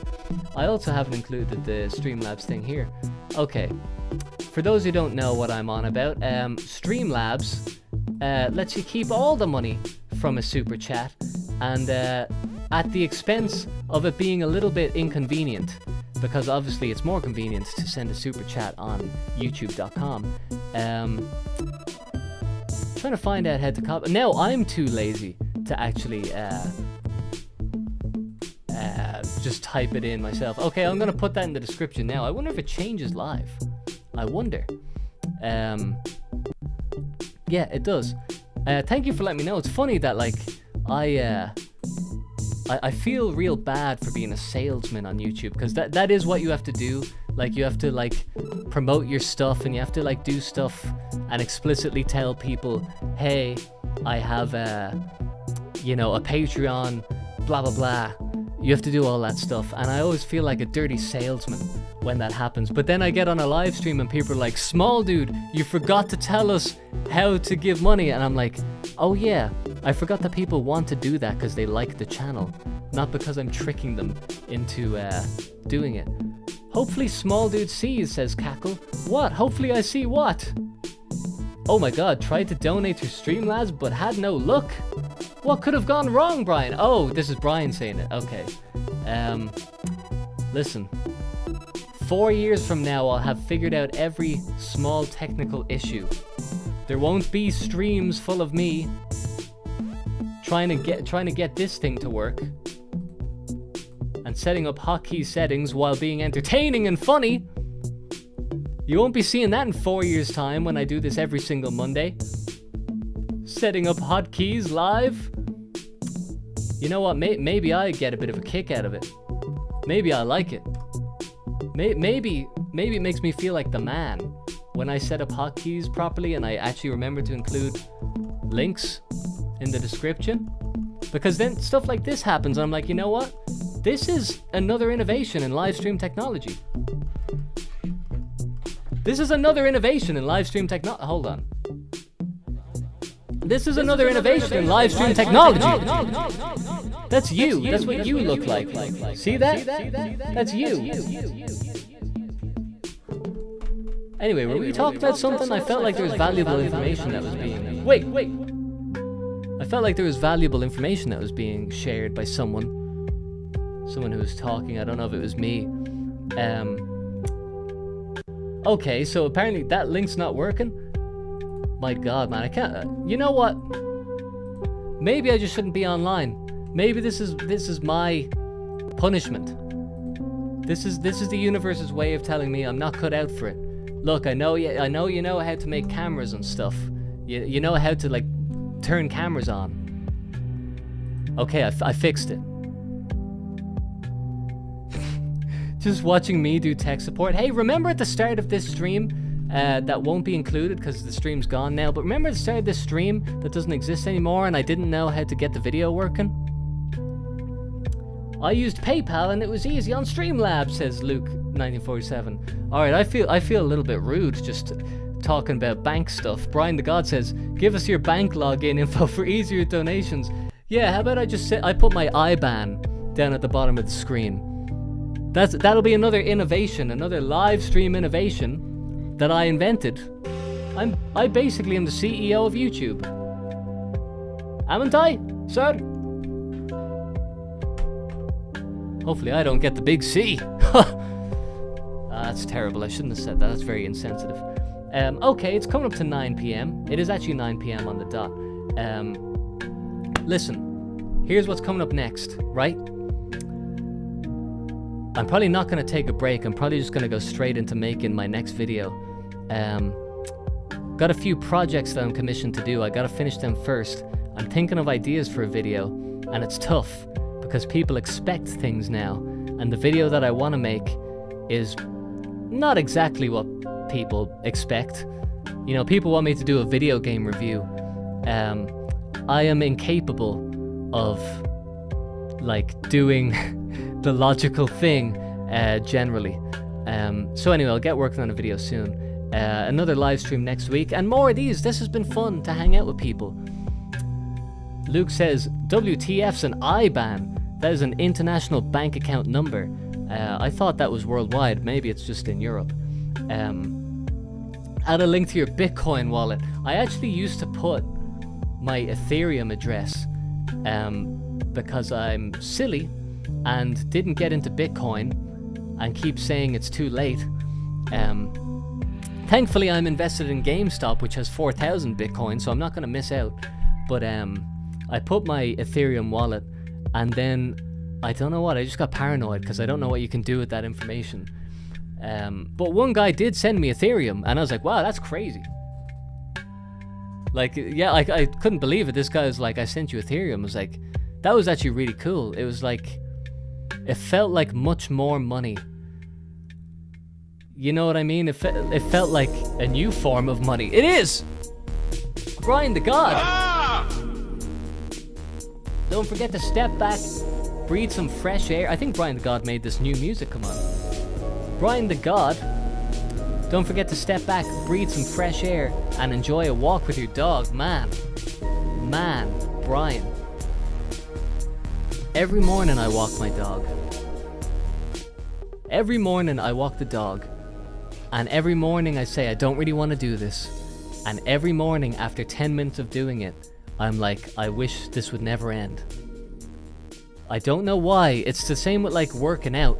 The first 10 minutes, you just don't want to do it, and then you don't want to stop. So thankfully, if there's one thing I've done, it's breathing fresh air and enjoying a walk with the dog. That's the best thing that you can do, Brian. True Lies with 0.79 Sorry, that's not right. So yeah, 0.79 pounds, aka 79 British pence. Mike Pence. Right? That's what I'm gonna say. That's what I'm gonna say 2 hours and 46 minutes into a stream. That's, you know, I had amazing callbacks. I had jokes that tied into like big geopolitical themes earlier, and now my joke is Pence, Mike Pence. Thank you, True Lies. Thank you, True Lies. It's funny that they give you this option to heart the thing. I'm getting great use out of it, but I wonder if other YouTubers do. Dr. Moldberg says, "What's the name of your dog?" The name of my dog is Zoop. Z-O-O-P. Now, listen, Dr. Moldberg, I don't know why I said Z. I've never said Z in my life. I swear, never in my life have I named the letter Z as Z. I don't know what's going on with me, man. When you talk non-stop for this long, mad stuff starts happening. And I'm serious. Especially when you talk in a big monologue, it makes my brain go all sorts of places. No! No! Oh, good. I can't believe that worked. I genuinely can't believe that worked. I thought we were gone, man. I thought the stream was over. What the hell did that sign mean? If you missed it there, I just got a thing saying error. Basically, your computer's gone. Say goodbye. But it came back. I was gonna say something to you a second ago. How many times? I should never ever say that I'm gonna end the stream, because if you're looking back on the stream in the VOD, video on demand, you'll see that I said I'm gonna end the stream, and then you'll see that it goes on for another hour. Whereas in real life, in the present, it could have ended, you know? Who knows? Who knows what could have happened? I was gonna say to you that the right wing of American politics is interested in me, because I made a video and I talked about DEI and what some might call wokeness. Now, I never used the word woke. I don't use that word. I think it's a silly word. I get what it means. You know, I get, you know, what it's supposed to describe. But saying the word woke doesn't achieve anything that you want to achieve. If you want less wokeness in the world, then saying the word woke will not help you ever, because when you say that, it's like saying the N-word. Woke is like the N-word, because no matter what context you use it in, even if you're quoting somebody, even if you're just saying what somebody said, if you use the word, your point will not be heard. Now you get that? I didn't mean to make a little rhyme there. Rhyme. Time. If you, what did I say? What was it again? If you say the word, your point will not be heard. That's the same with the word woke, and the same with the N-word. I can't even say it now. Not because of YouTube's TOS, because if I say the N-word now, all you're going to think about is the brutality of that word. You know, like, to your ears. It's going to cut through everything like a knife. And when you say woke, it just cuts your argument in half, because you're just going to get people saying, I think I believe a lot of different things, and I'm not particularly a political guy. I just have opinions in my own head. Rest in peace, stream. I knew the stream was down, but I'm sure it's back now. Okay, we're back. And I was saying this to my friend. I was like, yeah, like, mostly, like, people who are decidedly right-wing, you know, like, they would tell you, like, I'm a right-wing guy. People like that like me. And I was saying to him that I'm not sure what to do, because before now, I've just been ambiguous. Like, people on both sides are happy with me. And I don't like the idea of alienating people, you know, just because of opinions and stuff. But I was like, it's inevitable. It's gonna happen. People are gonna put me on one side, and I have to choose which side I'd rather be on. And you know, I've said in a previous live stream that I think it's silly that, like, you pick a side. But after seeing 3,500 comments on my video, I'm not so naive now. Because all of the comments on the video are either like, I completely agree with you. Not every comment, but let's just say. People are like, I agree with you. Oh no, wait, people are saying there's no audio? There is audio, Jonathan. You just gotta turn your speakers up. Oh, come on, you're joking. Let me test this for myself. No audio. Uh-oh. Not every comment, but let's just say. People are like, I agree. Sounds like, oh no, it's cutting in and out, isn't it? There is audio, Jonathan. Okay. There is audio, Jonathan. Okay, rejoin the stream. Are you talking to me? Massive audio lag. Okay, well, I did say I was gonna wrap it up, so if the Vile Bile, hello, sir. People are saying the audio is fine. Sorry, I should probably not look at the chat ever, because I've had people in the chat before who are like, the stream's gone down, and everyone's like, no, just refresh your browser, and he's like, oh yeah, no, my bad. So I probably shouldn't trust the chat. Anyway, I'll finish this point if it's the death of me. I was saying that, like, you know, you don't have to pick a side, but like Cackle says, that there is such a split. It is legitimately one or the other. And believe me, I've got like over 3,000 comments on one video, and like 99% of them, I'm not joking, 99% of those comments are either like definitely on this side or definitely on that side. There is a very small amount of comments that are somewhere in the middle, like, hey, you know, you had a good point about this, I disagree about that. And I love comments like that. I love when people say like, yeah, I can see where you're coming from, I disagree, here's my thought. And when people talk like that, usually, even if I don't agree, I can see where they're coming from, and that's what's important. You know, you don't have to agree with everyone, that's never going to happen, but if you can understand why they think the way they think, then that is like the only way that there's gonna be peace, you know?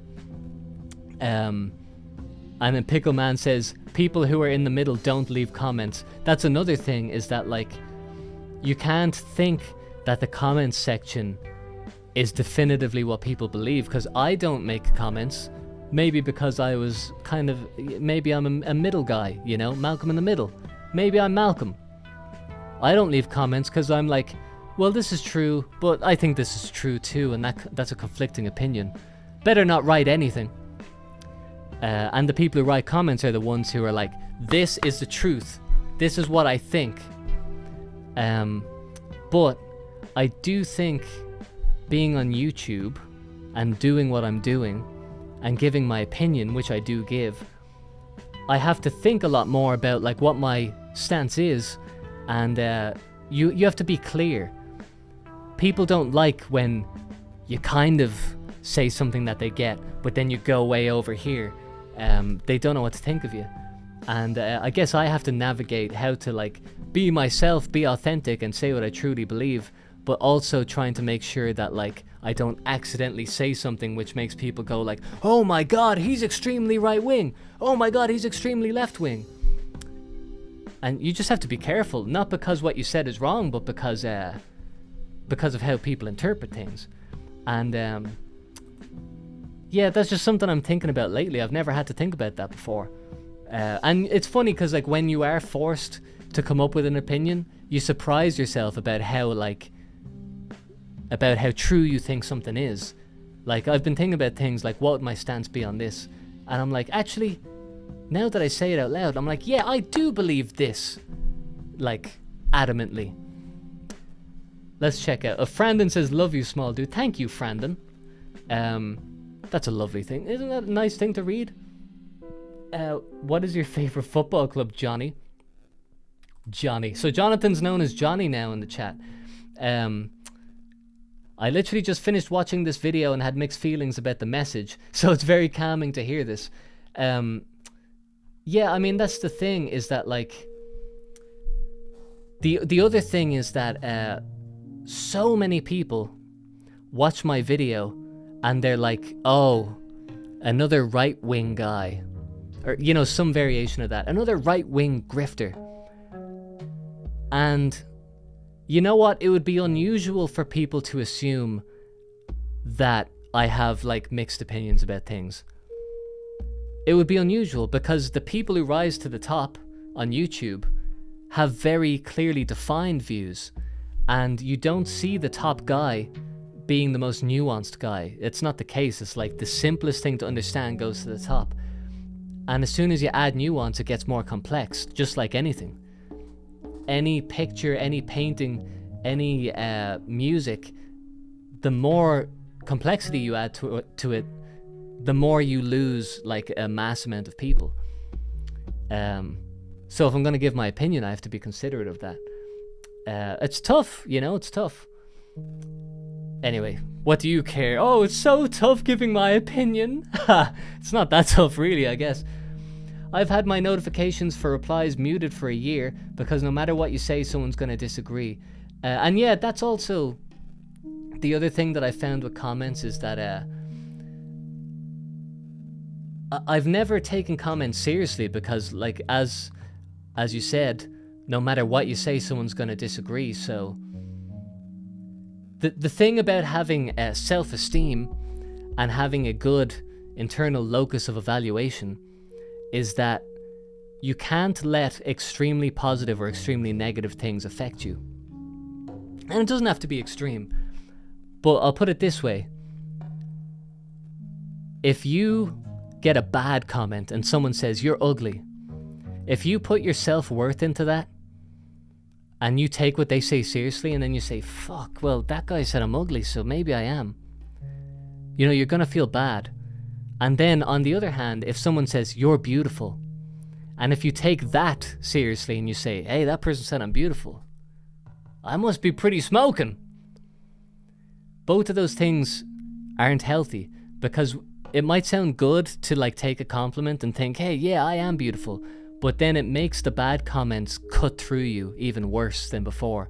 So if 1,000 people say, you're so right, your video is so good and all your opinions are so good, and if I'm sitting there thinking like, yeah, I'm the man, and then you get one comment and you treat it equally as serious and someone says, your video's so bad, and then you're devastated. So you just have to not care what anyone says. Like, you have to have your own internal idea of what's right and wrong, and then people just argue about it. But it's good to know what people think and the ways in which you could say something, and that, like, you know, it may be misconstrued, or what are they seeing? You know, someone who's never seen me before, they don't know who I am, what I think, where I'm from, what my life is like, what age I am. As far as they're concerned, they're like, some right-wing guy. And 9 times out of 10, they'd be right. 9 times out of 10, it is some right-wing guy. You know, like, it is someone who's just straight up like that. I don't think you have to be right-wing to criticize modern media. No, but that's also what's so silly about these comments is that, like, it's such a redundant thing to say. But they're also not wrong. You know, it's mostly right-wing people who are commenting saying, like, I agree.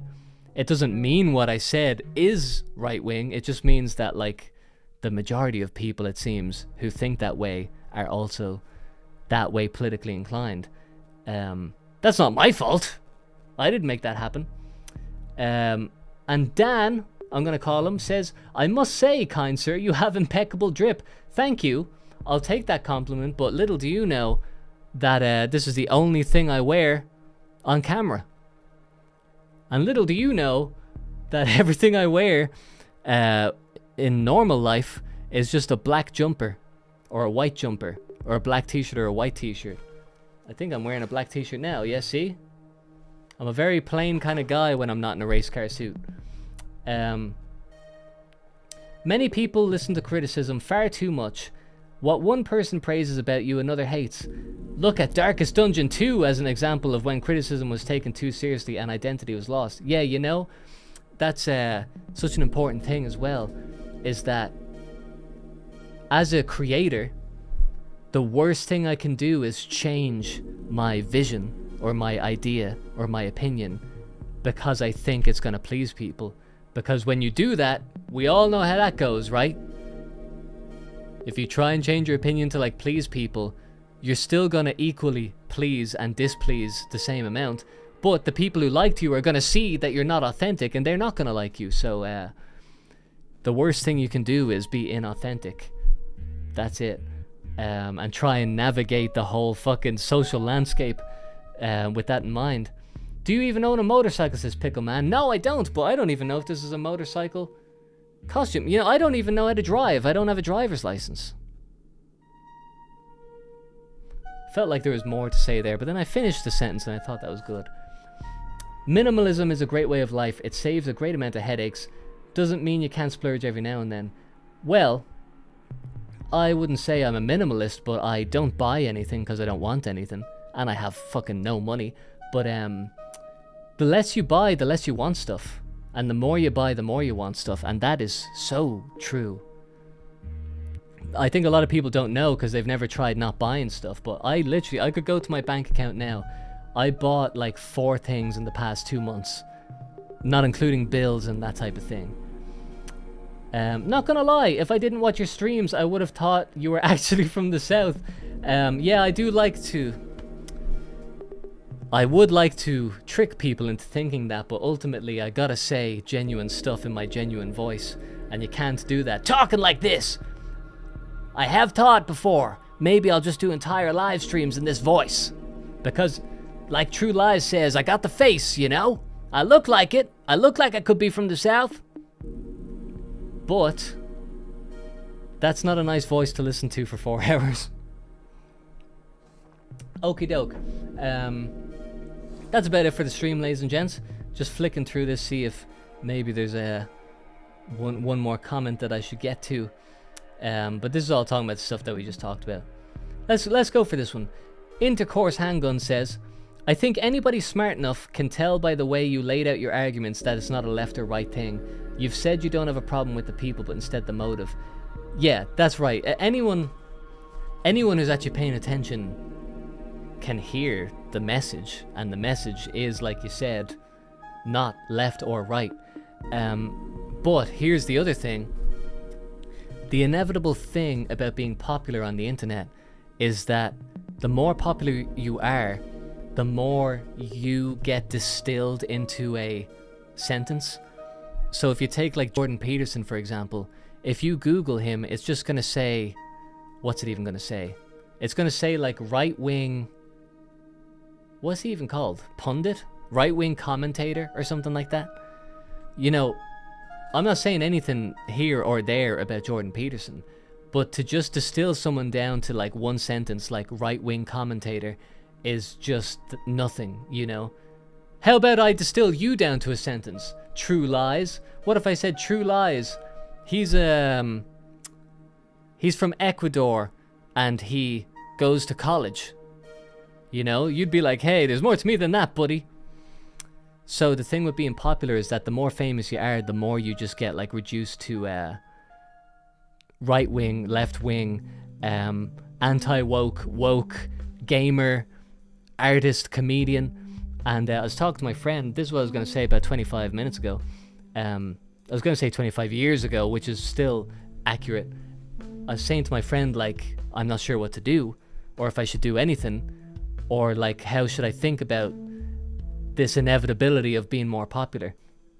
And he said, you should say that you're a comedian as soon as possible. And like, there's a lot of truth to what he said. I don't think I would, I'm not sure if I'm going to do that. But it is funny that it's true that like, if you don't want to be a political guy, just say you're a comedian. And then you can literally just say anything about politics. And if anyone ever brings up anything, you're like, hey man, I'm a comedian. And here's what I think, like, it's not so black and white like that. The deviant crustacean says, well, I think you're funny. Thank you. Now this is the kind of moment where I would activate and try to say something funny in order to validate what you've said, but I'm not going to do it. I don't have to just be funny like a dancing monkey whenever someone says you're funny. I don't have to do it. I can just be normal. Like now, I'm normal. Sam Hyde strategy.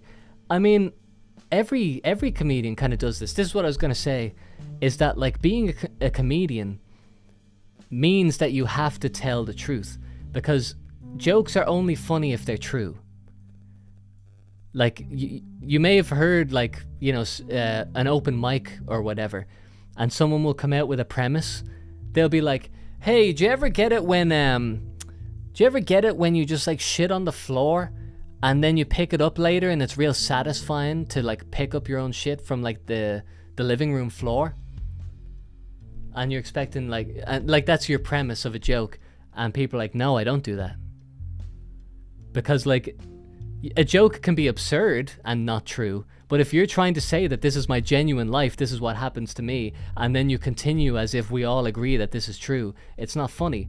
I think I ruined my point by giving a gross, vulgar example, but the point being that like comedy is truth. For something to be funny, that there has to be truth in it. Just making up bullshit isn't funny. That's just lying. You know, there's a difference between lying and comedy. So comedians inherently have to have an opinion and a viewpoint in order to be able to say, like, I'm a type of person who thinks like this is my worldview. Is your worldview like that as well? Well, then let's continue with this thought that I had under the assumption that what I say is true. But the thing with like comedy and politics is that when you start getting into political stuff, the line between what's a joke and what's a political opinion is fucking so blurred. And sometimes jokes now are just political opinions. And sometimes jokes are just like, you have to believe this about Jewish people in order to find this next bit funny. And like, if you don't believe that about the Jews, like you're locked out. You have to listen. You just have to listen to something. And so when people don't agree with what's being said, all they hear is the political opinion. They hear no joke. So that's why I guess I feel like it's inevitable that if I'm going to be a comedian, if I'm going to be funny, which was never my purpose in life, I don't think, but if I have to be funny, then I have to say something true. And if I want to make things that people care about, then it probably is going to get into the political realm. Based? Question mark? That's for you to decide. I'm so happy I found this channel, says Daniela. You know what I'd actually love to do? And I don't know if I'll do this. It's probably not a good idea because I'm not committed enough. I would love to do this live stream like 3 times a week and make a video whenever I feel like it. I would actually genuinely be happy and have fun doing that.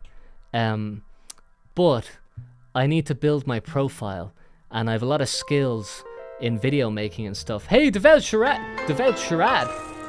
Hey, you sent that to Streamlabs, I think. That's why I have my Doko Oki little symbol there. That's interesting to know how the internet works. Anyway, Devout Sharad, thank you very much.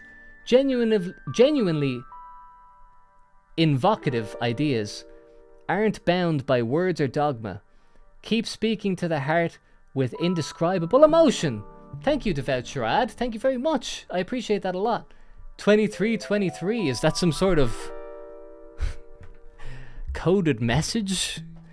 2323, you know what kind of political group owns that number combination, right? I'm joking. Thank you, Devout Sharad. He's not a Proud Boy. I actually don't know if he is. Maybe he is. What's another funny group? I'm actually not going to get into that. Hell's Angels? Hell's Angels are the ones who use the 2323 sign. That's how you know you're in the presence of an angel. You say, you check, you ask him to open his phone and see what his PIN code is. Genuinely invocative ideas aren't bound by words or dogma. That's it, actually. Doing genuinely meaningful things cannot be restricted by, like, you know, the narrowness of what, like, public opinion is about things. You said it better than I can. Why am I trying to rephrase it? Thanks again, Devout Sharad. I appreciate that. Nice little face there in the chat. Look at that nice little face. Okay. Do a lot of people call into these, says the Deviant Crustacean. Yes, more people than I can get to. And I actually don't know if it's a good idea to like do this live with the chat for the second half, because people might be wanting to call in based on the thumbnail. But this is fun for me. Oh yeah, and what I was saying was, if I could do anything, I'm gonna answer these questions here. There's some questions coming in, but if I could do anything, I love doing this stream. But doing videos is how you build up your profile, and I don't believe me doing this live stream like 3 times a week is ever gonna, like, you know, be something that grows like crazy.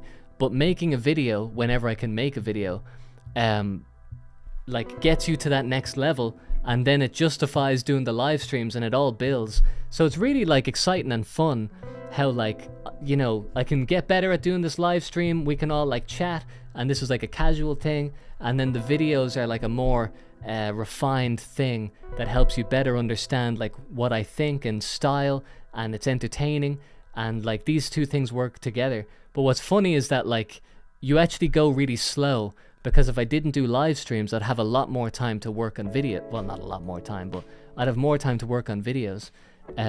So ultimately, it probably is the case that like once momentum starts going, it goes up, you know? And I found that whenever I make a good video, that the momentum goes straight up. And there's a chart of my YouTube subscribers, and I actually might bring this up if I can find it easily. I can. Let me show you this. I've showed this on a stream like years ago, and it's a different story now, but look at this. I'm going to answer these questions in the chat now in a sec, by the way, but just look at this. How do I get this on now? Okay, so this is my subscribers over time. Oh my god, why did YouTube have to lay it out in this not so great way? Listen, just making a quick point here. Okay, look. This is the last 28 days. Alright, that looks like a fairly steady line, but if you go back 90 days, you can see that this is what happens, right? When you make a video, it has so much more impact than doing like 5 live streams a week. Don't know why my camera's gone all weird now, but forget about it for now. And then you go back 365 days. Now, in fairness, I gave up YouTube between here and here. And actually, I think maybe around like here. So all of this, I actually didn't upload any videos. And then look at for my whole life. Okay, so this channel started in 2008. I had videos, by the way. But then here got a little pop, and then it's steady, and then it kind of goes up a little. This is when I'm making YouTube poops and stuff, you know, like obscure stuff. But then those moments where it goes up big time, it just goes straight up, and then it goes flat again. Anyway, I thought I could explain that better, but the point being that I'm excited that this trend continues, and that I can continue to do this. Alright, let me answer these, and then I think I actually am gonna go. Did you end up doing anything with Synthetic Man? I haven't been paying attention. I'm gonna be on his podcast next Tuesday. Not tomorrow, but the one after. Will the next video be some kind of commentary or a YTP? I generally don't like saying what something's gonna be, because it's like, as soon as I say that, mentally I've locked myself into something. What I'll tell you is, what I'm gonna do next is gonna be like the logical next thing. It's not gonna be... Well, actually, I'll say this because I think I can confidently say this. I'm not gonna go back to making YouTube poops, because as much as I'd love to, and as much as I love making them, it's important to know when an era is over. And if you keep dipping back into stuff, I just don't think that's good. It's like, I think if you've kind of found like a new thing, then you should dive into that and like keep digging with that. You find that with like music, you know, like someone has a new style and they don't go back to their old style, because the important thing is to always keep making something new. And I think it's a crutch to rely on styles that worked before, you know? Like, the challenging thing is to change. Could change the stream title to chilling or something. That's true, I could do that. That's a good idea. I might do that in future. Okay. I don't think he'd do anything with Synthetic Man based purely on how lazy he is in editing. Oh yeah, no, I don't think Synthetic Man wants me to edit anything of his. I'm just gonna go on his live stream and we're just gonna talk. Yeah, I know. You don't need to think about that. Just tune in next Tuesday or whatever. Who cares? It's gonna be a video on the website. You'll be able to watch it whenever you want pretty soon. I'm the wrong person to opine on synth. I actually don't know if that's how you pronounce that, opine. Because he banned me for one video recommendation. Oh my god, he banned you. Are you thinking of making a video that you expect a lot of left-wing people will like? Actually, you know what? That's a good question, because I have a video idea. And I think that might be why I'm thinking about this, because the video idea I have is very, like... I think it's just a universal thing. It's not necessarily that left-wing people will like it, but they won't dislike it.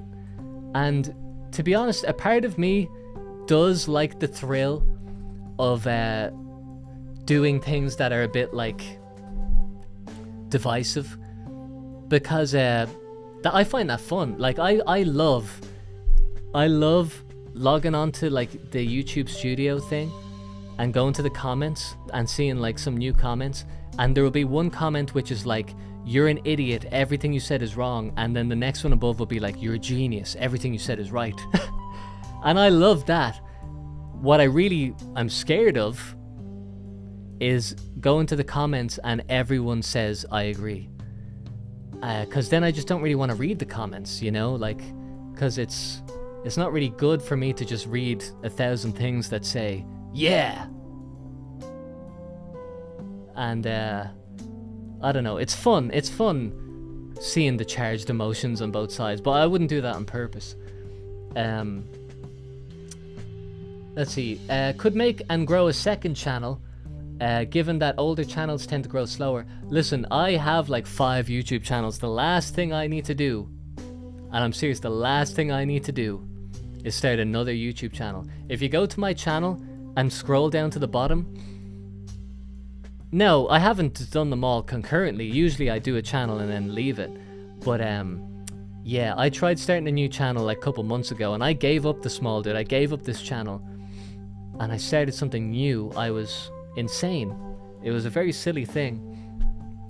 And starting from scratch was hard. It's not fun. It's much better to just put all the efforts into one channel, because it's going to take long enough to grow this channel. You know, if I add more stuff on top of it, I'll never get anywhere. And also with YouTube, it's like, time is of the essence. So I need to make like as many videos, do as many live streams as I can now, while people remember me. If I wait 2 years, like, the world moves on and people be like, "Oh yeah, that guy. Yeah, I liked his video 2 years ago." But, like, people change, you know? You're not gonna be the same person in 2 years. So, if I come back with a video 2 years from now and you don't hear from me in the meantime, there's a chance that you might have outgrown it, you know? Or there's a chance that you might be like, "Yeah, that just reminds me of when I was in college, but I'm working now." That's not always the case, but, you know, it's just stuff you have to be aware of. I found the other channels, never mind, forget the suggestion. It's forgotten, Aaron. I don't even know what you're talking about. Cackle says, "Do you know of the channel Call Me Kevin? I watched him before that was his name, he's pretty keen-o." A friend of mine recommended him years ago, like 10 years ago. And this friend of mine, everything he thinks is good is not. So, or, you know, as a general rule, if he says like, "Hey, check out this band," I'm like, "Alright, noted. Never ever listen to that band." So he was like, "Yeah, check out Call Me Kevin," and I was like, note to self, never watch that YouTube channel. It could be good, but it was from a very untrustworthy source. Oh, and then Lord Omega says, call me Kevin fell apart. Jesus, what happened? Would you post YouTube poops to a different channel? You know, I would love to do that, but also, like I was saying, I want to maximize the amount of time I can put into this channel. So, honestly, I'm not doing anything other than this channel and stuff that I have to do to make money. So, I will, like, I have editing jobs, I have, like, stuff that I cannot turn down because I need the money. And then if I'm not doing that, I'm working on, like, a main project. And, like, I love making music, and I haven't made music in so long because, like, to do it, you have to spend a chunk of time. And if I was doing, like, a YouTube poop, it'd be all well and good to upload it to a second channel, but I'd be spending a couple of hours a week on it if it was ever to go anywhere. Otherwise, it would just be a hobby that is just like another hobby, like playing drums or something I like to do. So if I'm going to do a creative thing, it's inevitably going to end up being like a project. And if it's a project, then it means it's something that's taking away from this channel, and it's that's just something I can't afford to do. The small dude, hey, it's the CNC guy from the last shows. Yes, didn't end up working for these guys, but I now build inflatable fishing boats. Oh my god, you're building inflatable fishing boats now. You're really getting around, aren't you? Experiences in life. Good for you. You know what? Just for me personally, I was just thinking, I would rather be doing this live stream than be building inflatable fishing boats. That's not something I would enjoy. And I just, for a second there, I just had a mad appreciation that I am here and not doing that. But I hope you enjoy it. I'm sure you do. Didn't end up working for these... Yeah, okay, so you are, yeah. Can't turn down that job under the alley. 15 bucks. Yeah, man. I haven't even mentioned my little dumpster job. My little dumpster side hustle behind the dumpster. What kind of music do you make? If you look up Small Griffin on on Spotify, whatever, look up Small Griffin. Believe me, there's no words that can explain what kind of music I make. It's easier just for you to look up Small Griffin. I really like the music I make as well. It's a shame I don't have enough time. And there's a lot of music I'd like to make. A lot of different types, and it takes so long. Tips on not getting discouraged by job searching? Jesus Christ, man. I need tips on not being discouraged by job searching. I'll tell you this. I have never gotten a job by searching. I've always gotten a job from asking someone, do you know someone who has a job? Ask everyone you know, like everyone, even strangers. I know someone who got a job at a concert. They went to see, I think it was Stereophonics, and they talked to someone in the crowd and they got a job from that. And they worked there for like 6 years. That is my little tip. I honestly can't believe you aren't more popular with your music videos. They're insanely high quality for the amount of views they get. I think that's more a thing that music videos in general just aren't very popular. I honestly don't know what to think. I'm glad. Thank you for the compliment, but I have no idea why anything's popular. Like it's not quality, you know. It's not. That's not how something gets popular. It's not quality. Comedy is based in reality. If you look at most influential works of comedy, it's always been satire, laughing at parts of life. The problem is when comedians are like, let's laugh at the left and right. Yeah, to be honest, I think... Oh my god, this stuff again. Okay, we're back. I think my thing is that, yeah, I don't particularly like laughing at people who don't deserve it. Or, my favorite thing is to make fun of people who completely deserve it. And I think like Iron Galaxy completely deserve it. If someone starts shit, if they're the ones who start it, then absolutely they can be made fun of. But I do think a lot of like left and right stuff is that the people on the left, for example, they might kind of just be a way, and it's authentic to them, and people just kind of like target them. That does happen. It happens on both sides. That's not so funny for me. The funniness is like the truest truth, you know, when you can get to the truest truth. That's just undeniable that this is the way things are, and like if you disagree with it, then you know you're in denial. That stuff's funny, but I don't know. For some reason, I find that hard to talk about. I'm not thinking of specific examples, but I do think a lot of comedy now is just look at that person, they suck, fuck them, and you know, if you're gonna go out and attack someone, I think you need to have a good case. Otherwise, it's just bullying, isn't it? Which bullying can be funny too. I feel afraid to ask, but I wonder, is this whole Family Guy thing a gimmick, or are you actually a fan of the show? I've seen so many people ironically like it, I can't tell anymore. Well, you know what? Just because you're afraid to ask, I'll leave that little secret for me to know. Can you give me a job, says Brian. Man, I wish. My next goal in life, because I need something to work towards now that I've had 70,000 views. I'm actually not joking. My previous goal in life was just do one successful thing, and I've made one video that's undeniably successful. Well, you know, by success I mean like outward success. Like, I wanted to do one thing that just got a lot of views, just for the sake of having a goal. And so I did that now, and now I need to have another goal. And the thing I would like to do ultimately is to hire people and to be able to make videos fast, because I don't have to do everything myself. And there's a lot of things that I do that like I don't have to do. There's a lot of parts of making a video that I could easily outsource, and it doesn't dampen like the creative aspect of it. So I want to get doing that. But I need to fucking make a lot more money before I can hire people. And I'd like to have an office too, but which means I have to get Irish talent, and that's going to be a struggle. We'll see what happens. Would you ban anime? No. I've never watched anime, so I don't know. Is it bad?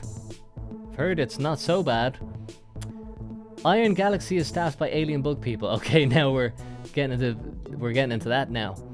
And Streds says making inflatable fishing boats, wasn't it? Is a fun gig. Yeah, good. It's good to build stuff. That's one of the most satisfying things. Lenk says, Redditors said your Tony Hawk video was homophobic, but I'm 100% sure they didn't bother to see the video. You know what? And this is the last thing I'm going to say before I log off. Well, okay, I'll address this quick. How long did it take you to make the Tony Hawk video? It took 2.5 months. I did like 4 hours a day, every day. And then for the last like 2 weeks, I did every waking hour. So I hope that answers it. Now I've forgotten what I was talking about. Oh yeah, people on Reddit talking about my video.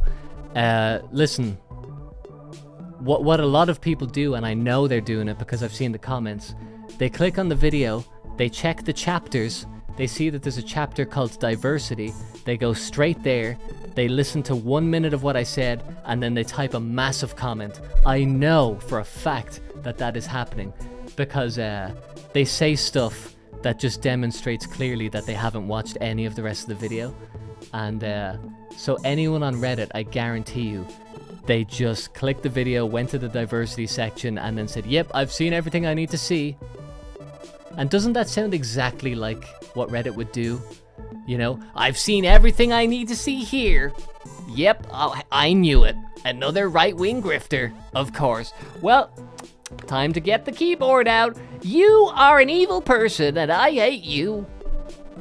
That's my impression of Reddit's comments. Okay. Redditor opinion disregarded. Alright, folks. That's it for the show today. Hope you had a good time. I had a good time. I love doing this show. And I've done live streams for a long time now. I mean, I did them like every week for about a year. 2 years ago. And then I stopped doing it for about a year. But But this is the most fun I've ever had doing it. I really like the setup. I like the show. I like talking to people. I like talking to the chat. This is my little hobby. So thanks for coming along. Hope to see you again. Oh no. Press the wrong button. Okay, let's try this again. Let's try this one more time for the people in the back. Okay. Hope to see you again, folks. Next Monday, 11 a.m. PT. That's 6 p.m. GMT. I'll be here. Will you? I hope so. The show's already over, says True Lies. It's already over. It's 3.5 hours. That's a long-ass time for me. But let's see if we can go 4 or 5 hours next time. Let's see. Thanks everyone for tuning in. I'll be working hard in the meantime. You know I will. Until then, see ya.